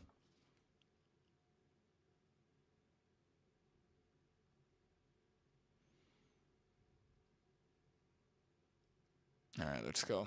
Vegans who would choose an animal's life over their own health. I've never been put in that situation, so I can't honestly tell you what my decision would be. But there are people who believe if they were on a deserted island with just a pig, they would let themselves die because they don't think it's their right to take any other being's life. So, I mean, in terms of health, if my health was deteriorating, I'm inclined to believe that I would let it deteriorate rather than eat animals. You would let yourself deteriorate? That's what I believe I would do right now. When I was in the situation, I can't answer honestly because I've never been in the situation, but when the prompt asks if I could ever imagine myself eating animals, that's the reason I answered no, because I imagine myself letting myself die before I ate an animal. That's okay. That's where we felt like a sink in my gut, because it's like you really don't value your life enough. No, because to I'm not a choose your human life. supremacist. But it's your life. This is like your. There's no. Like you don't value yourself. You don't value your health. I love myself. I value my life greatly, but not at the expense of somebody else's. Yeah, great answer. Great answer. Yeah, it's not that we don't value our life. It's that we don't view that our life is worth more than someone else's. Right? The second you say, well, I'm going to end your life to benefit mine, right? Or I'm going to end your life to preserve mine. That's when you have, obviously outside of a self-defense situation, that's when you have a supremacist. That's when you are literally, that's being self-centered. You're saying that I am worth more than you. Sorry, that's just how it is. That's what I determine. Right? What kind of people think that way, right? We look back in history. It's all the worst people who have that mindset. The vegan diet, I feel like it's reasonable to consider it an ideology. It's reasonable to consider it like, a belief, but to consider it healthy is a different topic. To consider it like a healthier diet, the healthy way. Well, I'm not in it for that's health just or the kind diet. of I'm in it dangerous for animal to liberation. promote. I keep saying that. Yeah, it's not a diet, number one. Number two, it's not a different story. Look at the peer-reviewed science. Again, they don't want to look at the peer-reviewed science. They want to look at anecdotes, right? Oh, it's another story. Okay, here's pages upon pages upon pages of all of the peer-reviewed science that promotes fully plant-based diets. Oh, you don't want to look at that? You just want to talk about how you were vegan for 3 years and lost your hair? Okay, yeah, that seems better. Like you'd say you would choose an animal's life over your own health, over your own life. Like that is self-harm to me. That is oppressing yourself. Yeah. Is it like, self-harm? If, As we've seen in genocides and holocausts throughout history, mothers choose to protect their offspring before they save their own life. What is the difference here? Just that one speaks a different language than you? Is that a form of self-harm? Would eat you, would kill you. My dog's never going to eat me. A fox is never going to eat me. A cow's never going to eat me. A pig's never going to eat me. I had a pig live in my house for 12 years. He never ate me. I mean, I would choose him over myself. There's definitely animals that would eat you. Yes, there are, but this isn't the scenario we're talking about. I just believe that our health is a priority, and that if you're Sam Smith Q, did you see my contact info? No, I did not. If you want, I'll write it down. If you can just put whatever you want me to contact you with in the chat, just let me know. So put the email or put whatever. So yeah, let me know. So put it in right now. Just type it in and I will write it down or I'll save it.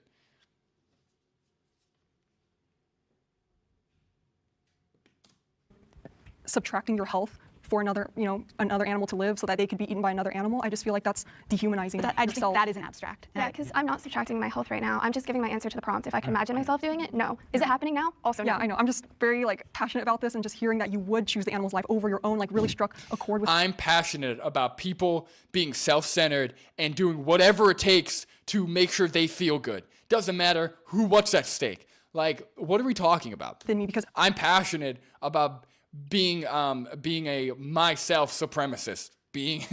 I'm passionate about me comes first always.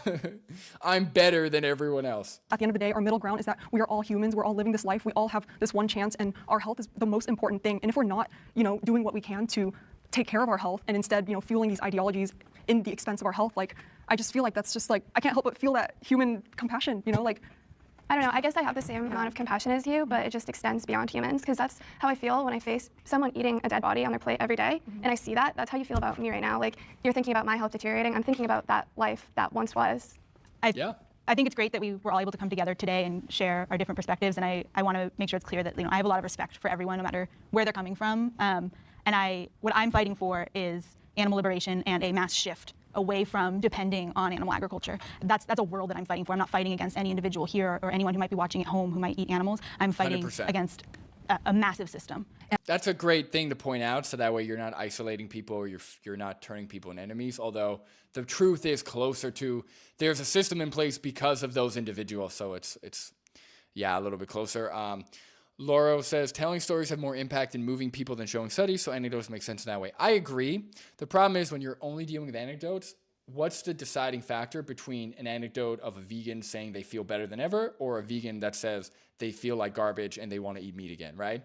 That's why it's not really reliable, because you could find anecdotes for everything.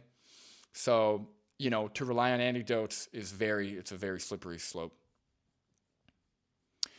A friendo, Brandon, are you in top chat or live chat? I'm in live chat. But I'm not seeing I'm not seeing the contact info. Maybe is it blocking it because if it's like an email or something? Sam, I don't know if it'll let you type in your contact info, but just send it to me again. Just send it to me again. Directly. My email, my Instagram, whatever. I don't want to get into drama here, but Vegan Animal Defender 269, you called me out on Sky's stream, and then when I messaged you on Instagram to ask you to come on to my channel to actually have a conversation about what you had issues with, you just left me on red. So I'm fine if you have things like questions, if you have things you want to discuss, but maybe when I actually invite you onto the channel to talk about what you have issues with, maybe you take that invitation instead of just leaving me on red and ignoring me, right? I'm fine if you have criticisms. And I did say that the whole friends is food or friends not food thing isn't good, right? So I did say that, and thank you, Ali, for pointing that out. But again, Vegan Animal Defender 269, you left my message on Instagram under, you called me out on Skystream, and then you kept ignoring me when I was interacting with you. And then when I messaged you privately in DMs on Instagram to invite you onto the channel, you left me on red. So are you actually serious in wanting to have a productive conversation about how we could be doing things better, about your views and my views with veganism, with animal rights, whatever? Or do you just want to just spam the chat? So again, if you're serious, message me back, right? We could be grown-ups. We could be two vegans who discuss things. Message me in chat. Message me back on Instagram, and we can set something up. I'd love to have you on the channel. So I'm more than happy. And I just love that we're having this conversation, openly discussing these polar opposite topics, but still being able to find middle ground. So I really appreciate that. Veganism is for the privileged.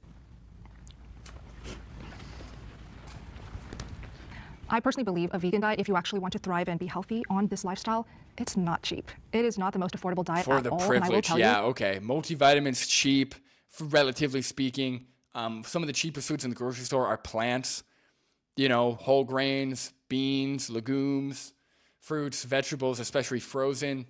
Piece of cake, easy peasy. I don't spend very much on groceries, and I actually don't even, I buy like mock meats and stuff. I'm not even doing it as cheap as I can. Being a carnivore, eating only meat, eating only animal foods, my grocery bill is less than when I was shopping for vegan. So I recognize that to eat only plants and only fruits and only grains and all of these starches, the grocery bills add up. So that's why I do believe that you do have to be quite privileged, especially if you want to feed your family as well, to be able to afford a vegan diet and also thrive on it. There is like an accessibility discussion just from socioeconomics of affordability, as we kind of talked about before, food deserts as well. Like there are these realities and nuances to it that should be acknowledged. And I personally am not too familiar with typical cost of having a vegan diet. I've always had meat in some aspect within my diet. Yeah, so again, not too familiar, okay. That is what we grew up with, and it was often the cheaper option. And as I buy my groceries now as an adult, it's definitely what I go to in terms of like, calorie and nutrients per dollar kind of thing in my head. I do acknowledge that I do have a lot of ignorance towards like the nutrition aspect of it, of a vegan diet. I've never had those like resources or taken the time, I guess I should say, to access those resources. Yeah. All right, can the disagree step forward? Again, this guy should be vegan. He's very reasonable. He's actually the highlight of this stream for me is knowing that this guy maybe will be vegan, because I think he recognizes how crazy some of the other people on his side are, and he's connecting that, I actually haven't researched this. I actually haven't looked into this. So I'm hoping he does. So he sees all the science supporting plant-based diets. So he sees that it's actually very accessible to be vegan. So I hope that's the case. Laurel, did a comment of mine get deleted? I haven't touched any comments in the chat. So if something's not showing up, I don't know why. It could be YouTube doing whatever it does. So yeah, I never, unless it's a troll who like comments on, like spams my videos and like is completely unreasonable, do I delete or block people. Otherwise, I'd never touch the chat. I don't even have a moderator or whatever, whoever monitors the chat. Forward.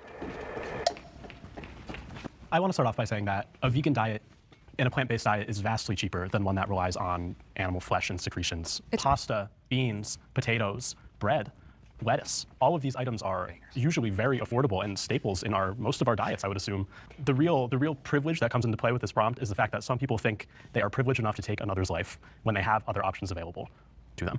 I'm not sure that's the definition of privilege she's talking about.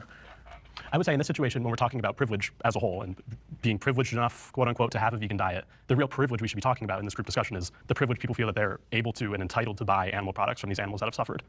Yeah, great point. Yeah, if anything, feeling as though like being in a position where you can oppress other animals and not being the animals yourself, that is privilege, right? Because we talk about white privilege, we talk about all types of different privileges.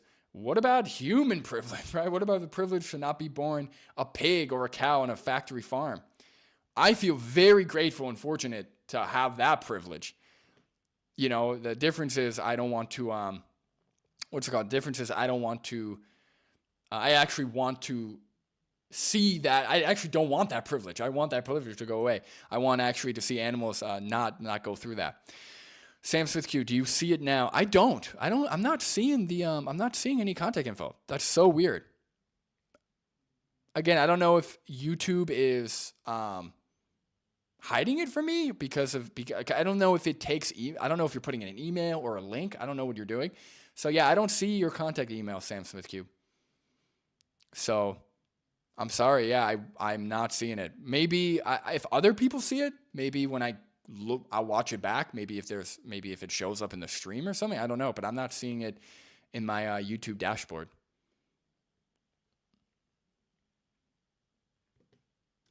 And when it comes to being privileged, the opposite thing is being oppressed, right? So access to high quality, nutrient-dense food is used as a tool of oppression. So I'm Vietnamese, and my parents are immigrants from Vietnam. They lived there throughout the height of the war.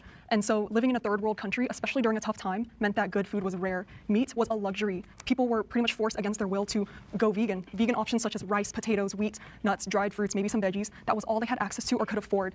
And you see this throughout history. In many other countries during times of war, what happens? There's heavy food rationing. Heavy food rations, specifically on the nutrient-dense foods such as meat, eggs, and dairy, because these foods are reserved for the people on the front lines, for the people who have the resources or the connections to get them. And then for everyone else, us ordinary citizens, us peasants, we're forced to eat the cheap fillers, the corn, the soy, the rice, the wheat.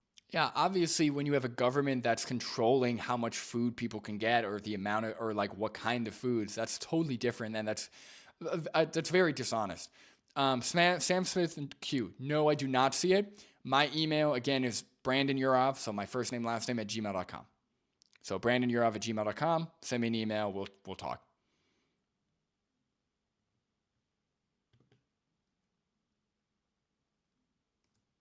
The potatoes, the fruits and veggies. And so it just goes to show during times of oppression, meat is a privilege. The vegan diet is forced upon people and is the... Wait. During times of oppression, meat is the privilege. And the vegan diet is forced upon.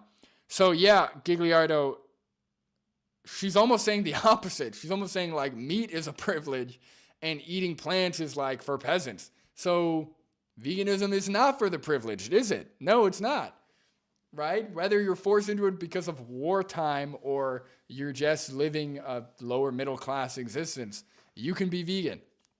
Or even obviously depends on the level of poverty, but even if you're at in a lower level of income, you can be vegan. Totally fine. It's just about fine tuning what you get. But yeah, no, great call out. She's almost saying the opposite. Unfortunate, harsh reality for people who are actually oppressed. That's how I looked at it when I saw privilege. I was like, meat clearly was considered a privilege. Yes. You had to be king and queens to eat that. The peasants were supposed to eat like, just bread and things of that nature. And, you had the Daniel fast, the Daniel diet, all these different things. Meat was not even considered there. It was more so, like I said, it was of privilege. So when I heard the prompt, that's the first thing that came to my mind was, clearly, meat is considered a privilege. First of all, vegan diet to the average American citizen isn't more expensive. I literally live in a trailer with 3 dogs. I'm on EBT food stamps, and I eat 140 grams of protein a day. I track everything I eat, and I would say I spend less than $8 a day on my groceries. That's awesome. That's awesome. Good. That's sweet. That's fantastic. That's badass. That's cool. I like, some of these vegans are badass, dude. Lives in a trailer with 3 dogs, spends $8 a day. That's awesome. Good for them. A block of tofu has 90 calories to 10 grams of protein, costs $1.75, and there's 5 servings of that in each block that cost $1.75. And the cheapest groceries throughout history have been rice and beans, which are both full of nutrients, and also soy, which you call a filler food, even though it's a complete protein. Actually, you initially said, and you made your point, that there's no way eating animal flesh is going to be cheaper than eating only plants. So the difference for me is when I eat only plants, I feel hungry about 30 minutes after I ate. When I eat only meat, yeah, you feel hungry 30 minutes after you ate without eating any tofu, seitan, without eating whole foods, which most likely in her mind meant raw, without taking any multivitamin. Yeah, of course you're going to be hungry if you're just eating raw food all the time. I feel hungry same time next day. So in my head, when I do the math, I'm actually spending less actual dollars on my grocery bills because I need less food, because meat is so nutrient dense. And I will confirm that, yes, my vegan diet grocery bills were cheaper than now my carnivore diet grocery bills. And that's exactly what's happening there. That's why. That isn't true for everybody. I mean, I get 13,000 steps a day, and I'm a weightlifter. I'm in the gym for 1 to 2 hours every single day, and I'm not hungry after I eat. I mean, I eat nutritious protein-packed options like tempeh, seitan, and tofu that leave me feeling full. And there is a poor way to eat a vegan diet that doesn't leave you feeling full, and I believe that might be what you're experiencing if you had that. Yeah, could somebody, I like how this bodybuilder is like sitting there like, should I cut in? Should I interject? Or, I don't know if I should interject. I'll let them hash it out. Like, he's like, he should really interject, I feel like. I ate a whole foods plant-based diet. That's not necessarily healthy, though. I don't think that whole foods plant-based is So you're saying eating great. seitan and what else? What's the other process? Do you know what seitan is made out of? I do know what it is. It has a It's very long fermented ingredients beans. list. And tofu. Oh my God. What are you eating? Seitan, tofu, tempeh. Oh, very long ingredients list. It's got a huge ingredients list. Like, what are we talking about? That's not a marker of health. And also, tofu and seitan has a long ingredient list? No, it doesn't. Tofu should be like one ingredient, right? It's just fermented soybeans. Seitan is like a few at max. I thought isn't seitan just vital wheat gluten?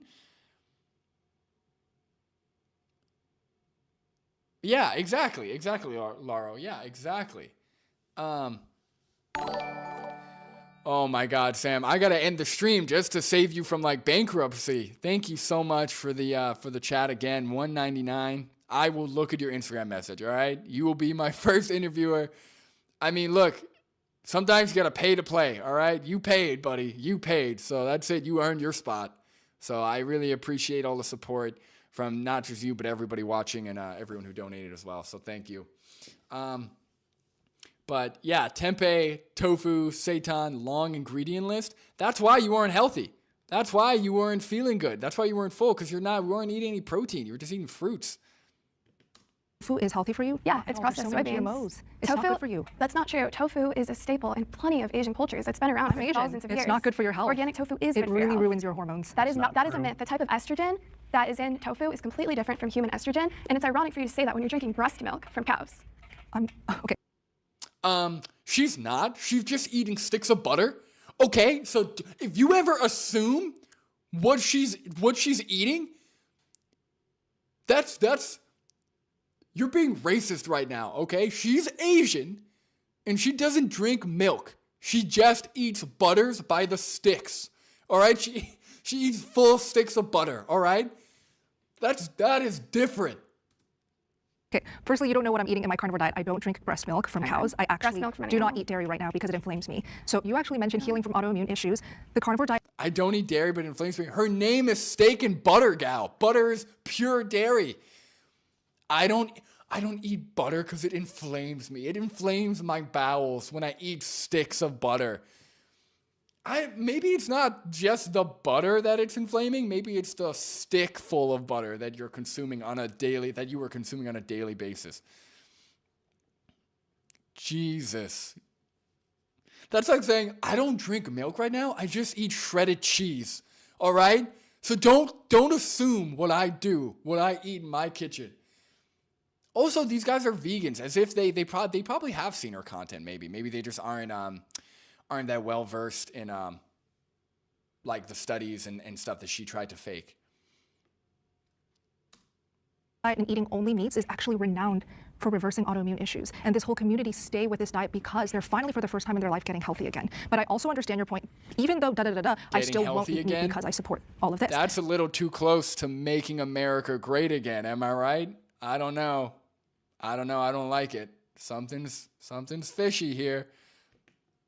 I'm just saying that my carnivore diet grocery bills are absolutely cheaper than my vegan diet grocery bills. And I was eating a whole foods plant-based diet. So maybe I am wrong that a whole foods plant-based diet is not healthy. No, it's because she was trying to get an adult size worth of calories with just probably fruits and like salads. So yeah, that's going to be way more costly than tofu, tempeh, and more calorically dense foods. Healthy or the best way to go about a vegan diet. I did not eat a single processed mock meat junk food that they label vegan. Tofu, tempeh aren't processed mock Fine, meat. I didn't try those either. But when I ate whole foods plant-based, Okay, I felt hungry all the time. either. So maybe it just didn't work for me. I just quickly want to jump in that my chronic illness is incurable. No dietary change is going to cure it. Know what it's called? It's called type 1 diabetes. And I like how Steak and Butter Guy was like, I'm gonna. Do you know what it's called?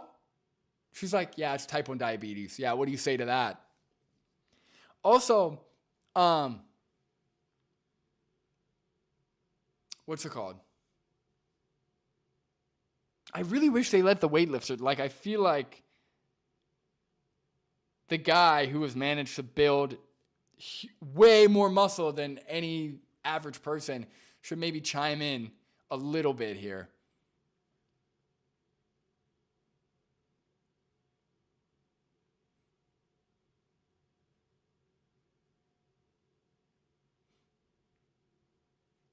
Also, vegan animal defender, that's not what I said.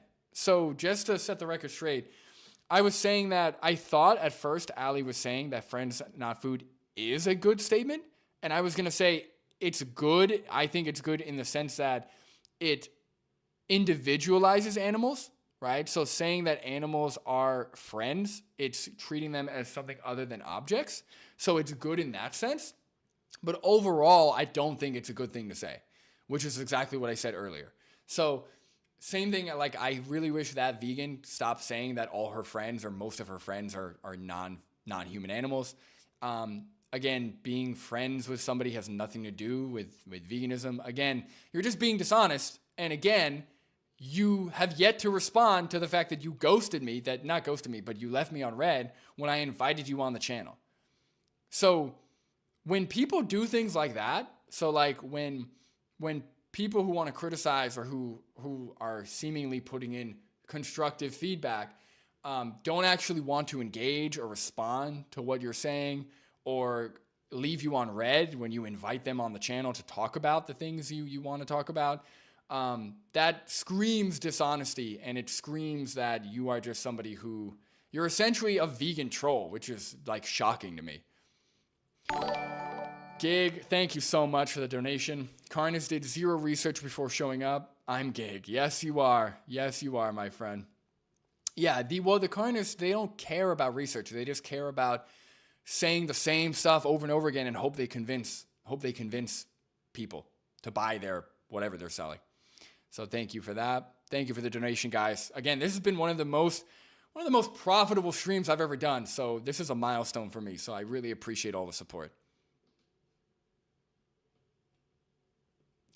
Johnny Vegan Seed said, there it is. The woman in white didn't try tofu, seitan, or tempeh. I wonder if she even had beans or lentils. Right, exactly, right? If that's too processed, oh my God, I guess the mango tree is where she's at.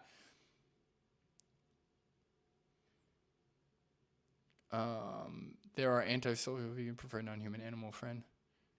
Yeah, no, I agree. Again, I think that humans and animals can be friends, best friends, whatever. That's totally fine. I'm just saying in the context here, just they're gonna use it as cannon fodder. But okay, hold on. What's up, Sustainably Sam? Sustainably Sam, what is up, man? Okay. There's a lot of people that have actually managed type 1 diabetes by eating only meat. I understand that you can manage it. Yes, no, I recognize. But I just want to make sure that it's incurable and people shouldn't, go off life-saving medication to try to. But a lot of people have. I know a lot of people have because gone they off. can. Not for my disease. Understood. It's impossible. No one with my disease can do that. So I just want to make sure that that's clear, so we're not spreading something that's potentially dangerous. Well, thank you for sharing, because I wasn't sure what autoimmune issue. It's okay. Yeah, no, that's all good. Yeah. Yeah, I think we're missing the point that sometimes we take our personal experiences and apply it to the world. That's not necessarily the case. Just because someone is a carnivore and it's saved their life doesn't necessarily mean that it's going to do the same for another individual. Same thing when it goes to vegan. Just because this person said vegan and want to change their life and their health is phenomenal, that doesn't mean, hey, Bella, you need to go back to being vegan. Oh, absolutely, I agree. You're saying it didn't work for you. And then back to the privilege. See, okay, never mind. This guy, and I find this with a lot of vegan bodybuilders or vegan fitness influencers, they're usually they're almost too, passive. They're almost like, well, if this doesn't work for you, it doesn't work for you. Oh my God, another one, guys. Haas, man, you didn't have to do that. $1.99 from Haas. Please buy mango with this in honor of fruitarianism. You know what's so funny? Mangoes actually really don't sit well with me. So I can't promise that. But I will buy. You know what? For you, I'll take it. I'll take the issues I have with mangoes. Just for you, I'll eat a mango. All right, $1.99. Thank you so much. Thank you so much for the support, everybody.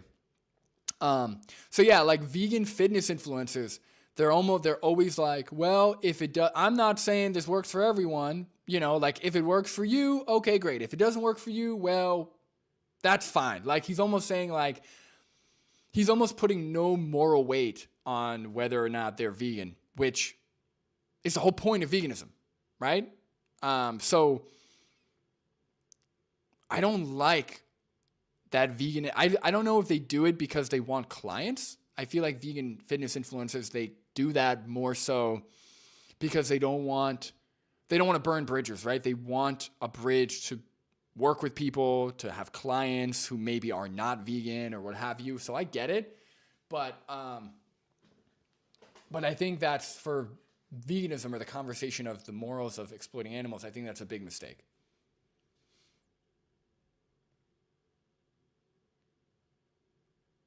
A friend who says bubble guts for Brandon. Thanks, Oz. Yes, exactly. I've never heard that term. I'm gonna start saying that. That's funny, a friendo. Bubble guts. That's really funny. Yes, mangoes give me the bubble guts for sure. For sure. Yes, this is a vegan versus clownivore debate. We're kind of at the end of it, but it's Jubilee. That another one? Sam, you don't have to donate. Don't donate anymore. I can't believe I'm saying this, but do not send another donation through. You cannot. You can't. You're banned from donating. I can't watch somebody lose their home over one stream, okay? So I don't know yet. I will check. Let me check. Hold on. I'll actually check on stream since you're donating so much. Let's see. Did I get your email? Yes. Yes, I did. Yes, I did. I will message you. If not tonight, then tomorrow. Thank you so much, Sam. I really appreciate it. That's awesome. Really. I mean, again, no words. You've donated more than anyone has for the channel. So I really appreciate that and want to thank you. All right, guys. Let's finish this. Let's go. I was raised poor, vegan, vegetarian, and so I don't see how that cost me more. I still was able to, I'm here today. So my mom didn't have that access to buying, easily buying food and whatever. I had to even go live with my grandparents because my mother couldn't afford to raise me and my brother by herself. So privilege, no, I don't see living as a vegan, since we have that terminology now, we all love labels. Since being as a vegan, that I was any more privileged than anyone else. I think a different type of privilege that I think would be important to acknowledge with your story is that you did have that access to that information, to that lifestyle, even if it wasn't. Yeah, through your parents. Like you did have that within proximity, accessibility to that information. Like you shared a lot of good information, and like I think for me, I feel like an issue I often have, or at least my perception for a lot of, I guess, vegan cuisine is preparation and mealtime and stuff like that. Typically does deter me from a lot of certain like meals and stuff like that. Yeah, I agree. I think that lack of access to knowledge is one of the only reasons that I can understand why someone isn't vegan. We have pretty good access to knowledge in this country, especially people that I talk to in my day-to-day life, but I do acknowledge that that is a big issue, and yeah, I think that bridge should be closed. Thank you so much. You can just shake hands there. Oh, jeez. All right, guys. I can't believe I did the whole stream. Jesus, it's been over 3 hours, but thank you. I mean, the viewership has been great, so thank you guys for sticking in there. Yeah, I mean, I think we addressed everything we need to address. There weren't really any studies or any, it wasn't really like a formal debate. It was just a roundtable discussion, but I think overall, I'm biased here, but I think overall the vegans did a better job of, come on, man.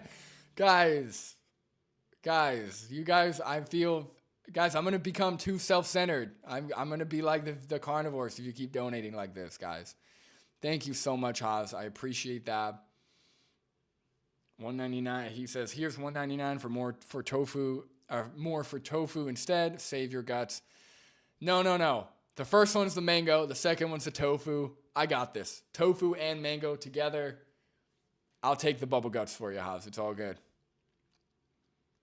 Yeah, I think vegans did a good job. I think it could have been slightly better, but we all have our own criticisms, right? I could do better in a lot of my videos too. So, things aren't always going to go perfect, but I think they in terms of the moral conversation, they were the only ones in this entire conversation that actually cared about how they impact other people, other individuals. They were the only ones who thought of the other, right? They were the only ones who thought of what's happening to the animals. Everything on the carnivore side, they never once touched that topic with a 10-foot pole.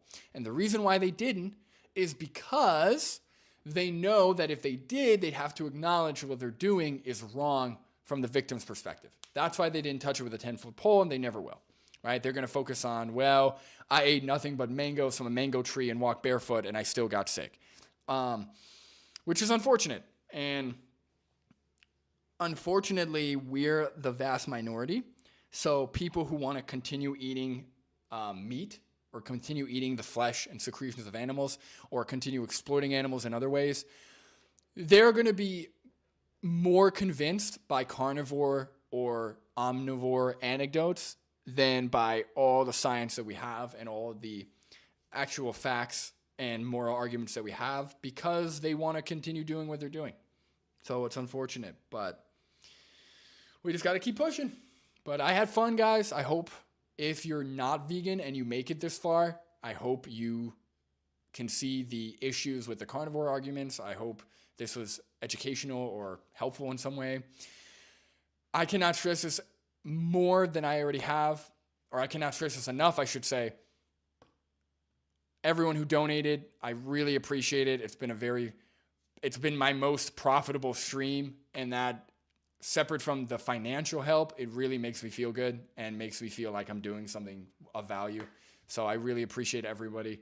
And awesome time, guys. Super fun. I'm going to try and do more of this if there's something like this where it's like really interesting and like fresh. So I'll try to do this, but thank you everybody for watching. And I'm going to end the stream, I think. I'll give it a second if anyone has a question or anyone has anything to say, but otherwise I'm just going to end the stream. Yeah, that was awesome. Really interesting.